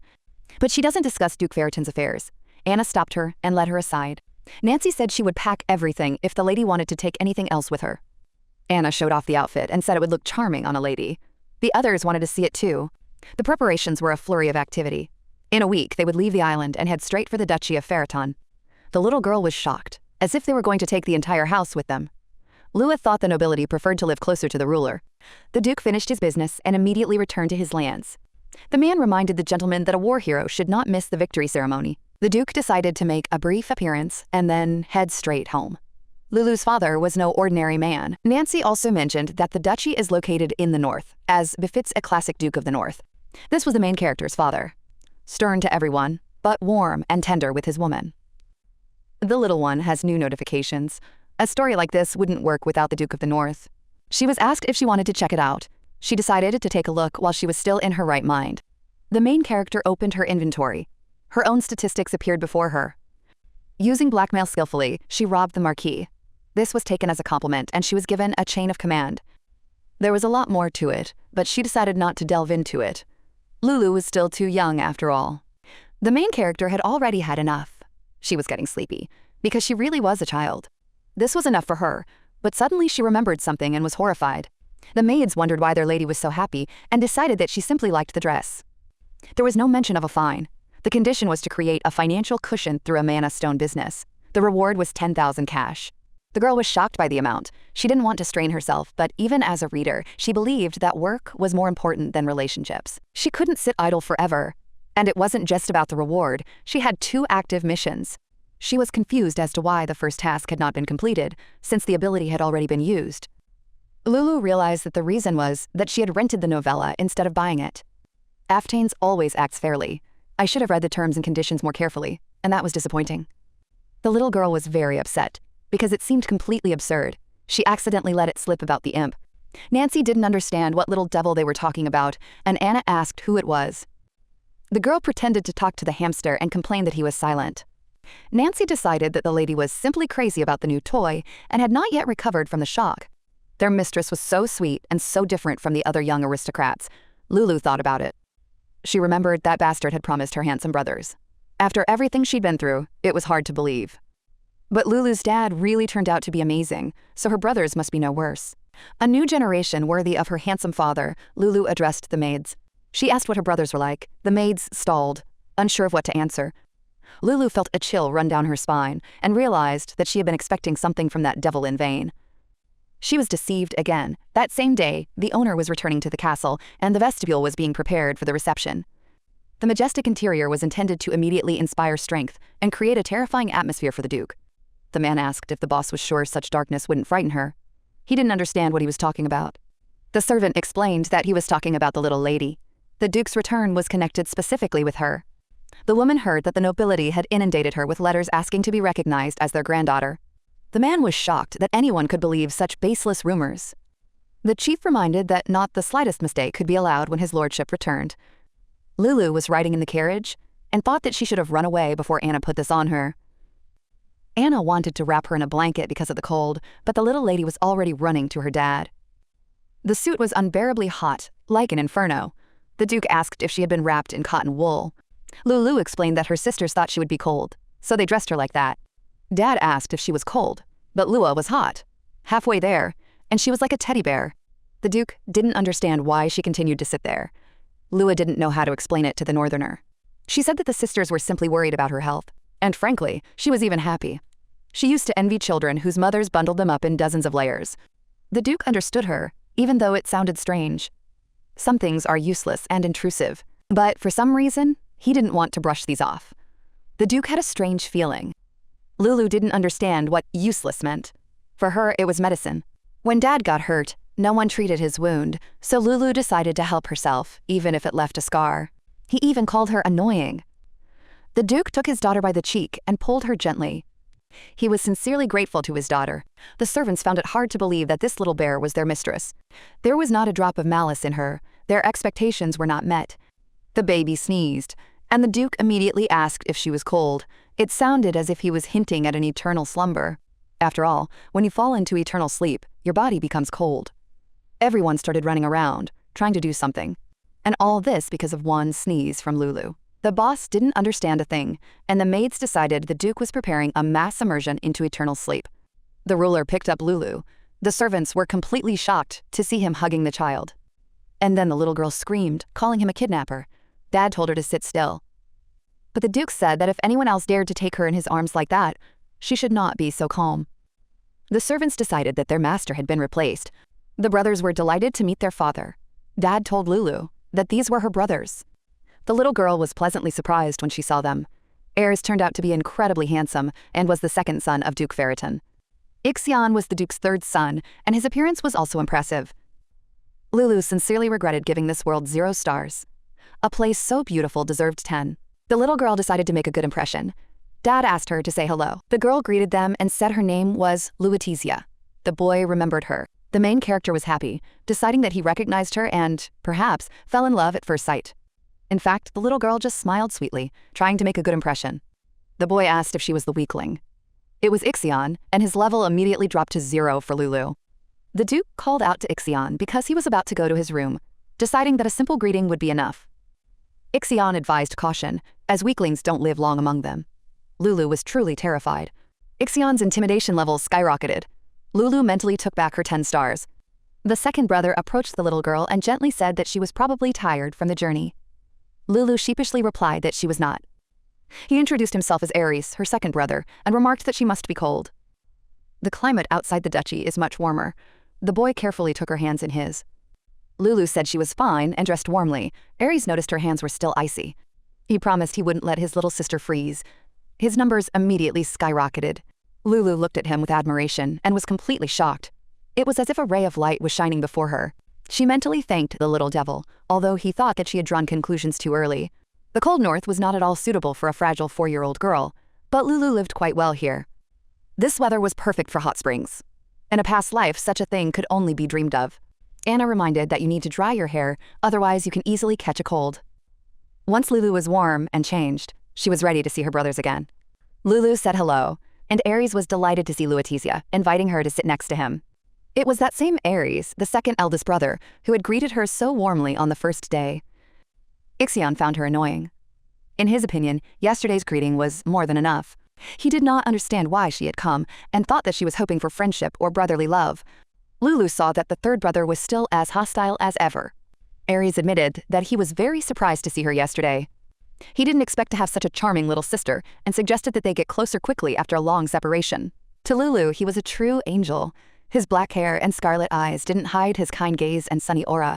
There was an almost family idyll between Aries and Lulu, while Ixion sat gloomy and dissatisfied. Ixion told his brother that he had obviously eaten something bad since he couldn't see how weak she was. Lulu thought he was rude and couldn't understand how he dared to speak to his older brother like that. Aries just smiled and called her cutie. Ixion chuckled, saying that his brother must have serious vision problems. Lulu decided that formalities were out of the question. But the second brother was still an angel. If she were in his place, she would have quickly taught the brat some respect. Ixion asked why she was looking at him like that and started shouting because of her strange expression. Lulu didn't even notice how she became fascinated by his handsome face and lost control. She clearly had bad luck with her third brother. Lulu said she couldn't stop looking at beautiful people. It's in nature. Ixion didn't understand what she was even talking about, but Lulu wasn't the least bit embarrassed. Aries asked if she thought Ixion was handsome. A look of disappointment crossed his face. Lulu didn't want the little angel to be sad, and immediately said that Aries was more beautiful and better in everything. He'd already thought she liked Ixion better, but Lulu confidently repeated that she preferred Aries. Ixion was crushed. Lulu continued to praise Aries. Ixion grew tired of this and muttered that their vision problems were hereditary. A notification appeared that someone had dared to mock a reader of Aphtani's himself. This was unforgivable. Lulu thought it was rather strange to use Eastern wisdom in a world with Western customs. She had no intention of ruling the country, but she needed to show who the real conqueror was. She needs to gain Ixion's recognition as a family member. The reward is a 3,000 cash ticket. Lulu didn't mind trying to improve the relationship, but she didn't want to impose herself on someone who didn't need her. She decided that the saying about a family having its oddities was appropriate here. The penalty for refusal was immersion in eternal sleep. Lulu fell into despair, and Aries didn't understand what was happening. Aries ordered Ixion to apologize because Lulu was crying. He only snorted derisively. He said he expected nothing less from a weakling. But Lua objected that it wasn't true. She declared that she was actually strong and would definitely defeat him. Ixion burst out laughing. He asked if she could handle it. He was talking about the very magic that had broken that weakling, the very one because of whom her father sent her to another house, and now she also challenges Ixion. Aries immediately stood in front of Lulu, covering her, and said that this was too much. Ixion chuckled, promising that things would be more interesting with him. Aries replied that his brother was being too arrogant. Lulu agreed with him and didn't understand where the upbringing of her third son had gone. But she was glad for Aries' peace of mind. Aries said that he would now remind Ixion what the hierarchy was in this house. Lulu was startled when Aries appeared at her brother's side in an instant. She didn't know what to do. The little girl prayed that it wouldn't end in something terrible and lead to her falling into eternal sleep. She remembered the proverb that when the strong fight, the weak suffer. Lulu had just begun to enjoy life in the novel and was not about to lose it. She didn't want to resort to this method, but there was no other way. Lulu apologized. She said that it all happened only because Lulu was too nice, and there was no point in fighting over her. The girl added that she likes both of them, and she will try to be just a little bit nice. Ixion snorted, declaring that she was talking nonsense and ruining all the fun. Today the conflict was resolved, but next time it might not work. And the main character's life is at stake. Lulu considered herself a seasoned romance reader. She knew how to solve any problem, but she didn't have enough cash, and borrowing abilities was out of the question. But she still had the ability to read emotions and a deep knowledge of the world of novels. Lulu mentally addressed the main characters, promising to become their worthy successor. Ixion turned around and asked why she was following him, adding that she was wearing some kind of squeaker instead of shoes. Lulu replied that she wanted to play with Ixion, and that her dad told her to wear the shoes. For the third son, his father's word was law. He added that Ares was not around. Ixion said that since she wanted to play, they would test whether she could withstand his magic. He was amused and eagerly awaited her reaction. But suddenly, Ixion became wary. Something bothered him. Lulu happily asked if he would really play with her. Ixion was stunned and asked if she had lost her fear. Lulu suggested tag. He was supposed to drive, and she immediately ran. The guy was in complete shock and decided that she was completely reckless. Everything went according to plan. The strategy was simple: don't give up and always smile. Lulu was already living her second life and knew that he would scare her with magic. But even 100 years wouldn't be enough for such a youth to intimidate an adult. She wouldn't fall for that.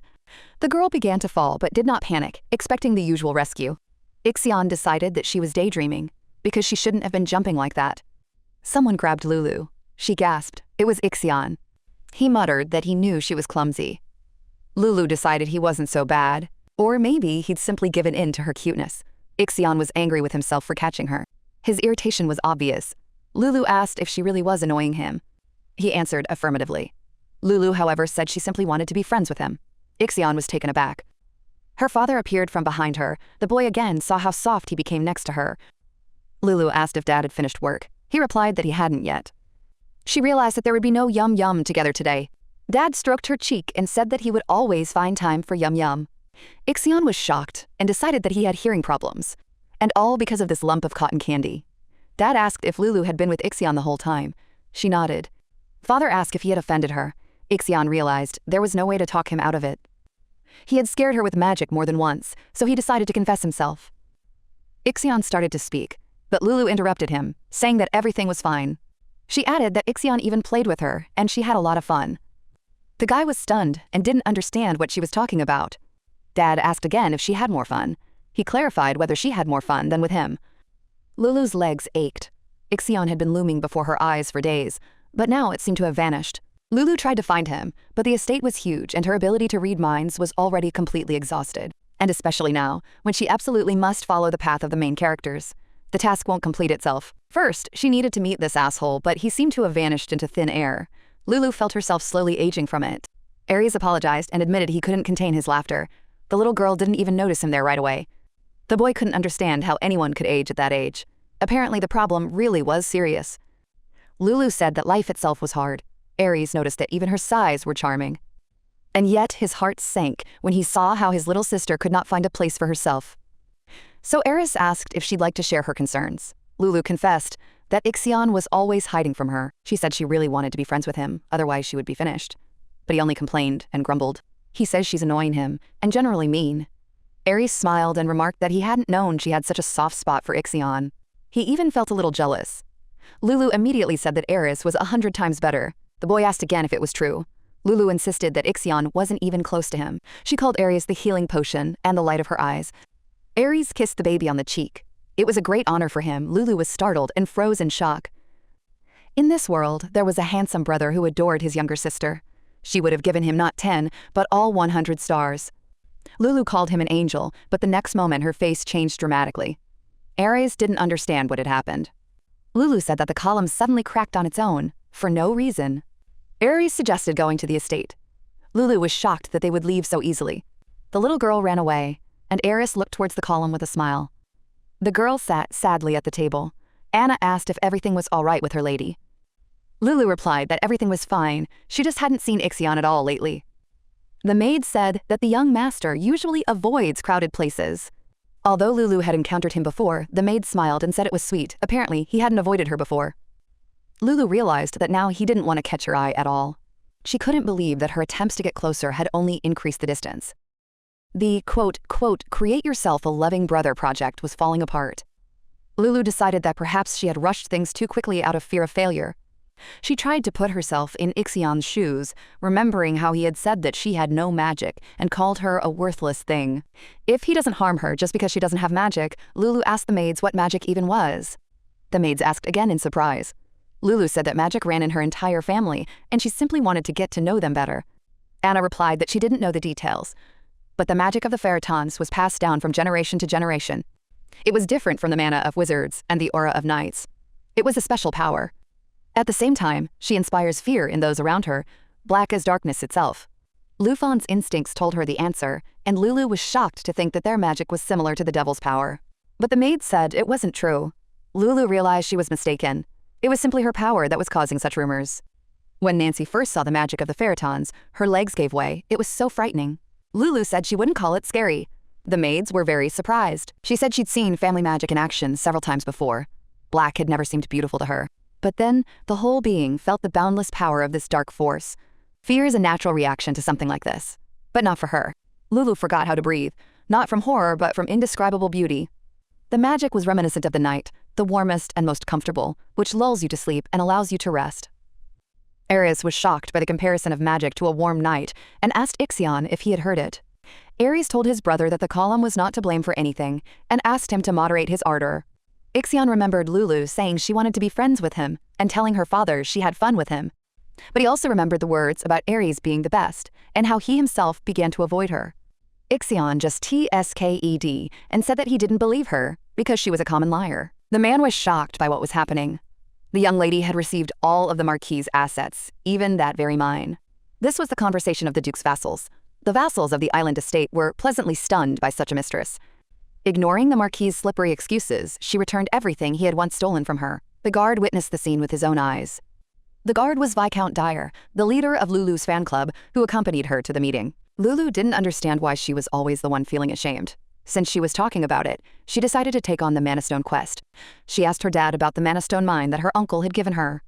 Lulu asked if she could control it herself. The man replied that she was still too young. They agreed with him since she hadn't even studied financial literacy. Dad told her not to be afraid to waste money. After all, he already had too many of them. Those present said the lady had neither experience nor knowledge. They insisted that it was too early for her to manage a business and asked her to reconsider her decision. Lulu thought so herself, having blurted it out without thinking. Failure meant a fine and a return to normal life. The Duke ordered everyone to remain silent. His daughter wanted to manage what was hers, and no one had the right to interfere. Lulu didn't understand when she talked about games because she wanted to run a business, not play around with money. The Viscount was walking with a gift when he heard a strange crash. He didn't understand what was happening. He assumed Ixion was training and was delighted to see Alan the butler. Lately, the gentleman has often been late at training, perhaps due to the Duke's return. Alan asked what was in the Viscount's box, assuming it was a cake. The Viscount, smiling, asked if he was truly so interested. Inside was a black forest cake with an incredible amount of cherries for a young lady. He couldn't wait to see her reaction. Even Lulu's ordinary expression inspired him. A spark lit up in his soul, something the butler did not understand at all. The Viscount was curious to see how she would react today. Meanwhile, Ixion continued his training. His magic became increasingly destructive. The man came closer. He asked if Ixion should calm down, and if it had anything to do with the young lady. Ixion called him a pathetic creature and said that it was normal to be afraid of magic. He remembered Lulu's words about the night and considered them a blatant lie. A lie by which the weak cling to the strong in order to survive. Everyone does that. But then why can't he get her words out of his head? Ixion was surprised that Lulu was not there, thinking that she was again with her beloved Aries. He was sure she wasn't looking for him out of affection. The squeak of her shoes irritated him every day. But now he suddenly went silent. She was nowhere to be found, and it was confusing. He noticed footprints and a single slipper. Ixion thought that this was the fate of the weak. They can't even defend themselves. He'd always thought so, and he had to think so now. But instead, he wanted to find them and capture them immediately. He found them and asked where they came from, calling them pathetic insects. He dealt with them with magic. The baby was covered in their blood. As he thought, it all turned out to be a lie, her feigned fearlessness. Her smile, words of understanding, desire to always be close. Lulu crawled up to him and thanked him for saving her, even now, trying to find the right words. Ixion briefly considered putting her into eternal sleep right then and there, saying that she was trembling with fear. The mood was so foul that he was ready to do anything. It was obvious he had caught her off guard. Lulu tearfully said she was scared, calling him stupid and asking what took him so long. Ixion didn't understand what this meant, as if she was actually counting on him. as if his appearance was something natural for her. She threw herself into his arms. He felt warmth, and she burst into tears in his arms. The guy thought that if she continued to cry like this, she would melt like cotton candy. This had never happened before. All the heirs of the Phaetons were born with powerful powers. They did not require protection from kidnapping and were free to roam the property. Like Lutetia that day, a kidnapping in the estate seemed unthinkable.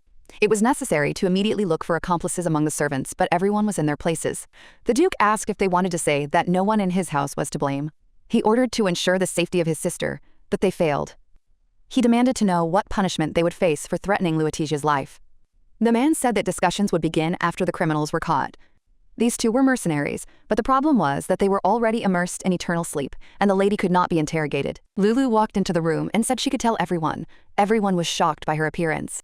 Dad asked why she had come, since he had told her to rest. Lulu calmly replied that she had already rested. The little girl said that she was ready to answer all questions and did not understand why no one asked her directly. The Duke said there was no point in forcing the child to remember the horrors he had experienced. But Lulu reminded him that she too was a Phaeton. Besides, Lulu already had an idea who was to blame. It fell to her to find the culprit. She said that right before the kidnapping, someone sent her to Ixion's training grounds. Dad asked who it was. Lulu pointed at the Viscount, and everyone froze in shock as he was practically carrying her in his arms. Although he sometimes looked at the young lady strangely, the man himself was shocked by her words.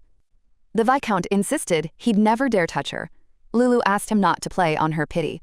Such matters are resolved by fact-checking. Uncle Dyer himself told her that Ixion was at the training grounds. Lulu asked him if it was true. The man confirmed that the young gentleman had stopped by for afternoon training. She asked when he learned of this. Dyer said it was just after 3 o'clock. Lulu asked how long Ixion had been there. It turned out to be less than 10 minutes. Then he vented his anger and left. It turned out that by the time Lulu finished dessert, Ixion was no longer there. But the Viscount interrupted her, saying that he did not know this and thought that Ixion would stay longer. Lulu noticed that Ixion had an extremely fickle personality, and that plans and schedules were clearly not his thing. She, who had spent so much time trying to keep up with him, knew this better than anyone, especially because of his hostility towards people. Few people would have dared to come to the site while he was there. Lulu said that if she had gone through the main building, she would have certainly run into him. But on Uncle Dyer's advice, she went through the East Wing. The servants there were whispering about something. With such a route, there was no way he and Ixion could cross paths unless he suddenly decided to turn back. The men agreed that a meeting was impossible. As a result, Lulu ended up out of Ixion's sight. The location for the abduction was perfectly chosen. It seemed likely she had been deliberately sent there. They called him a vile kidnapper. The Viscount shouted that it wasn't him and that he was innocent. He insisted he was devoted to the Duke to the core. Lulu said she knew it. She asked him to tell her who the real criminal was. The Viscount was shocked and didn't understand the name. Lulu repeated that he had to name the culprit. The little girl asked Uncle Dyer to think carefully because he knew the answer for sure. The man was confused, but suddenly it dawned on him. A couple of hours ago, he told the butler that he was bringing the lady a cake and waiting for her reaction. The butler asked where she would eat it, in the room or somewhere else. The Viscount thought that Lulu could do with some fresh air and added that she liked flowers. The man remembered that in the eastern garden there was a gazebo with a warming spell.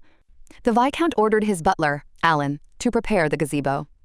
The butler remarked that this was a wise decision. He was sure the lady would like it. The Duke ordered the creature to be brought in immediately. Ares was impressed with his little sister and said that she was very smart. Lulu was shocked because the butler's guilt had not yet been proven, but she was already being praised. Ares looked completely confident. Alan, the butler, was brought into the room, screaming to be released.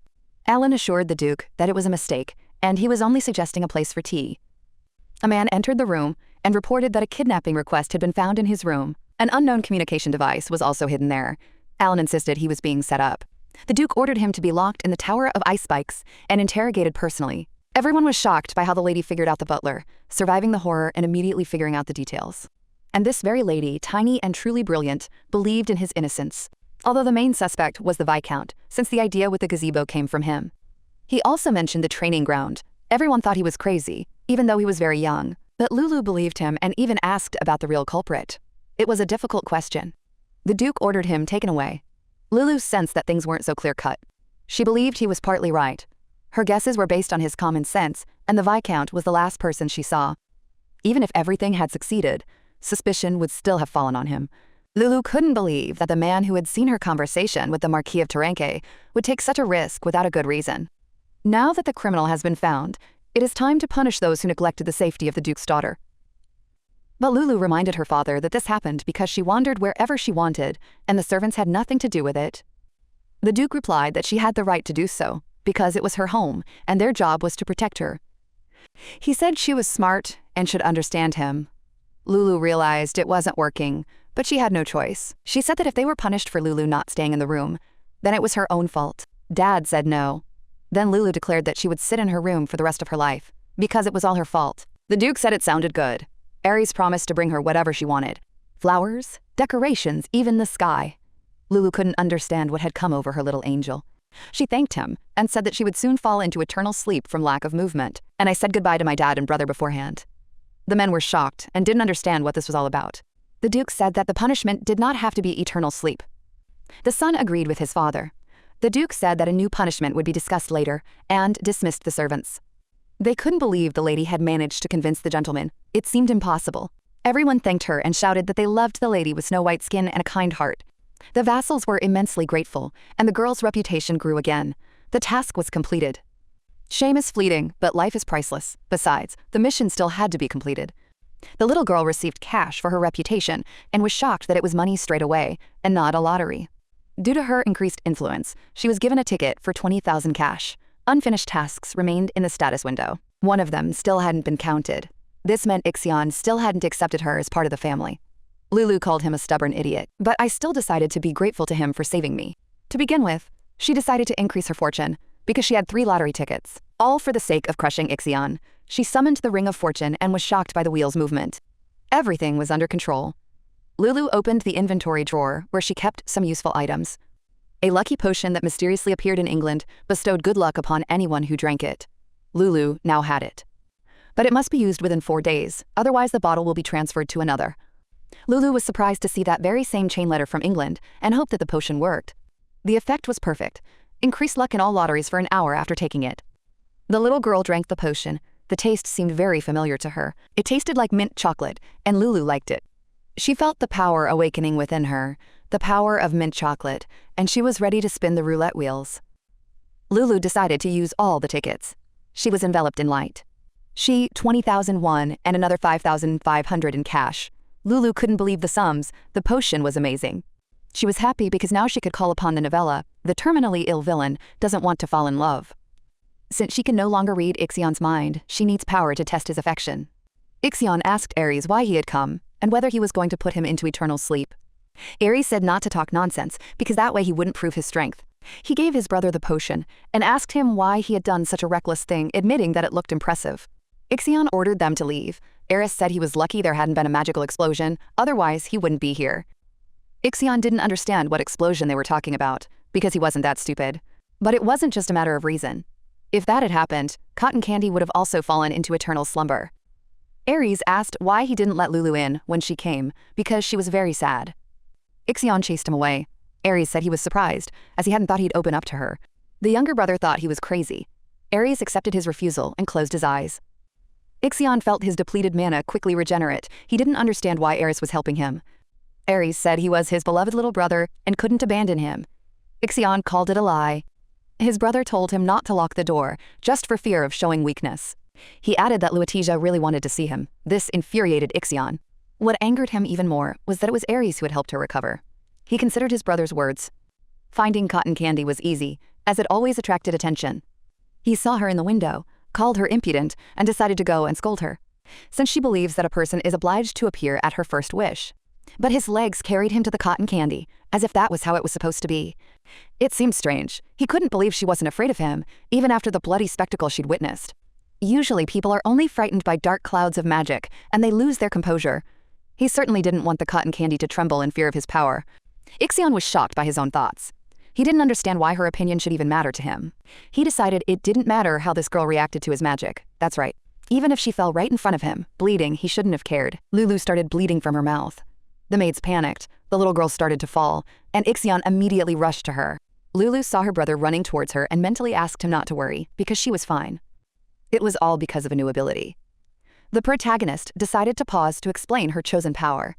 The meaning of Lulu's ability was reflected in its name. Cough, cough, I'm getting better. The blood signified that the illness was beginning to recede. This is the power of the villain, whose curse weakens the more people love her. The hemoptysis is caused by this love. The fact that blood appeared as soon as Ixion's magic touched her was an excellent sign. The brother anxiously asked what was wrong with the child.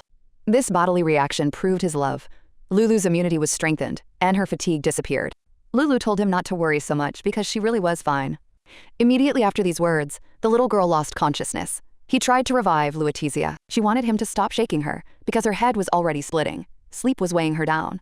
Lulu was asleep in her room, her father sitting next to her. The doctor reported that the examination showed that everything was fine with the lady. Even though she doesn't have magic, the blood of the great Ferriton family flows through her veins, so they beg for mercy. They assumed that all the negative energy had come out of her and that enormous resources were needed to cleanse such filth. Due to her young age, her body could not withstand the overload, but she should soon wake up completely healthy. The Duke couldn't understand how she managed to survive a day without driving him crazy with worry. First, the kidnapping, now the hemoptysis. And when he returned from the war, he found a starving child in terrible condition. He thought that if he fed her up and dressed her nicely, everything would be fine, that his presence alone would be enough. But Lulu wanted more and was constantly causing trouble, and yet just saying her name brought a sweet taste to her mouth. The Duke couldn't believe such a girl existed in his world. He was ready to protect and pamper her for the rest of his days. Ixion was sitting below the room. He heard his father come out and say that it was all his fault, because he constantly used magic near her, even without the intention of attacking. Her body couldn't withstand his mana in any form, but he still continued. The Duke had never seen his son so lost. He asked him if he knew why Lulu had been sent to another home. Ixion replied that he knew it was for protection from magic. But now he was back home. And while the Duke is here, no one will be able to harm Lutetia with their magic. But one day, Ixion completely overwhelmed her with his spell. And he did it on purpose. He tested her again and again because he wanted to believe her. He wanted to trust his little sister and love her with all his heart. Ixion considered himself a pathetic coward. He was afraid that if he fell in love with Lutetia, she would hurt his feelings, and so he hurt her. Although in reality he had long since fallen in love with his little sister. The boy burst into tears, and his father told him to look after Lutetia. Ixion asked again if he could do this, but he himself said that it was impossible. He was afraid of harming the baby by being around her. Dad called him an arrogant boy. He asked if the son thought that his father was unable to protect her, even if he used all his magic. Ixion said he didn't think so, and stood by the door, looking worried. He felt a strange, unfamiliar feeling, and yet he entered the room. He stroked his little sister's cheek and said that if she fell into eternal sleep, then he himself would fall into eternal sleep.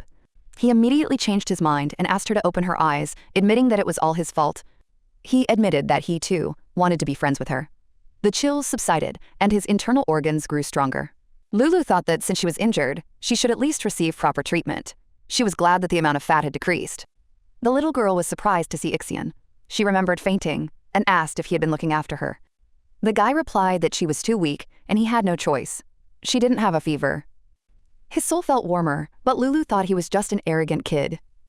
She didn't know his past life, but she felt that it left a deep scar on his heart. Lulu said that she had been completely alone for a long time, and that is why she clings to others so much. She prayed at night for someone to be by her side and dreamed of a real family. At first, she thought it was a fear of loneliness, but it was deeper. When someone is next to Lulu, she becomes stronger and warmth and joy blossoms inside her.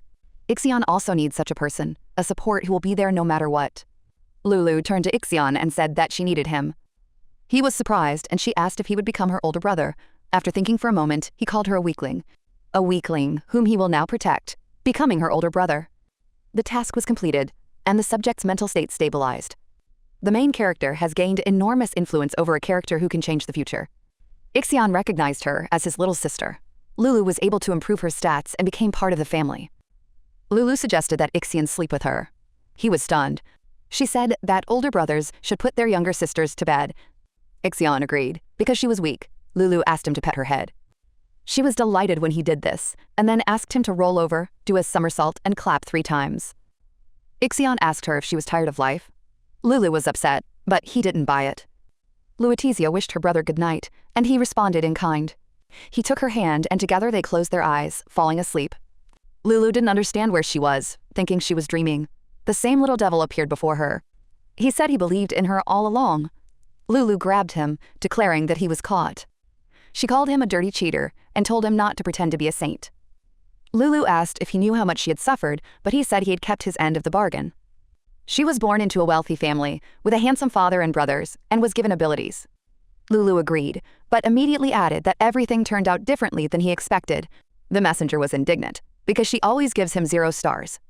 But as soon as a beautiful face appears, she no longer spares 10. He knows all this. Lulu said that there was nothing strange about it, and if he was unhappy, he should work on himself. The messenger replied that when he returned the body, she would give it an assessment too. He said that time was running out, and he had to go. Lulu didn't understand his words. He flew away, and she woke up in her bed, strewn with flowers. Anna was glad to see her awakening and said that the flowers were left by young Master Ixion. Lulu didn't understand why he did it and was in complete shock. She decided that perhaps she was still asleep, since Ixion was giving her flowers. Anna assumed that he had left them in his place, as he had left while Lulu was sleeping. If they hadn't come in, he would have continued to doze nearby, but Ixion doesn't show his sleeping face to anyone. He simply went to his place without even saying goodbye, but the fact of the flowers was important. With the appearance of the young lady, the palace changed, and his lordship seemed to become a different person. One day, a man heard him say a strange yum yum. Everyone heard it except one vassal. He was shocked because the Duke had never said such a thing in his presence, and he was even envious. He didn't understand what yum yum meant, thinking it was a code name. But more importantly, the Duke treasured his daughter dearly. She had inherited the Marquis of Tarenke's fortune. Considering the unprofitability of the empty Manastone mine, she's still a child in business. However, at the age of 4, she achieved a lot, even before she began training her heirs. There were rumors that there were already candidates for the position of her assistant, presumably the Viscount. Dyer was considered a genius, albeit a bit odd, and earned his title thanks to his skills. It was believed that without magic, she would not be able to influence the system of succession. But the picture turned out differently, and they wanted to crush the young shoots as early as possible. They asked Mr. Aries' opinion. Lulu decided to begin leveling up. The identity check of the reader who had made a deal with Aftanes began. The test is complete, the ability level has increased, and new functions have been unlocked. The work list function opened, and Lulu was delighted that she could now recall old novels without spending cash. Additionally, the reader could add a new ability to the transparent crystal. It wasn't by chance that she found herself in this world. Lulu didn't understand what he meant or why everything had happened the way it had. She was chosen because her comments were the most popular. Therefore, she should be prepared for the day when the light fades and the world is enveloped in darkness. The little girl did not fully understand the meaning of these words, but she was warned that winter was coming and she needed to be on guard. Lulu decided that this was another cliché where a duchy is suddenly attacked by a dragon or demon. She really hoped that she wouldn't be forced to become a paladin. Her family and everyone she loves may be caught in a cold north wind that is impossible to resist. But now the main character is not alone, and if she clenches her fists in the face of evil, there will be those nearby who will become her support. She really is not alone anymore. She has loved ones now. The message told her not to be afraid because she was the one who could overcome all difficulties. Lulu found it hard to believe that such a little thing could change anything, but the past was enough for her. In her past life, she had been bullied by everyone, and she decided that she would not allow that to happen again. Lulu decided not to follow the plot and condemn herself to tragedy. For that, she needed strength. And this is the only way to get it. She decided to accept all the tasks. Lulu took the risk without even reading their contents because that was the only way to move forward. Even if there are difficult tasks among them with no penalties for failure, she will complete them too. The main character decided to take her fate into her own hands. A new task appeared, and Lulu was surprised. She needed to kiss her dad, ride on Ixion's back, and eat something tasty with Ares. His lordship arrived with the young lady. He allowed her into his office. But the child's appearance in the assembly hall seemed strange. One of the men addressed the Duke. He reminded that this was not an ordinary meeting, but a monthly gathering on important issues. The man added that the lady was too young and had nothing to do with the matters under discussion.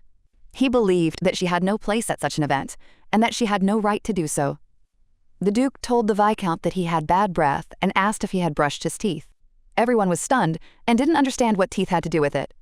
Ixion sat down and asked Viscount Vigneron why he hadn't brushed his teeth this morning. The Viscount was embarrassed, and an awkward silence fell over the room.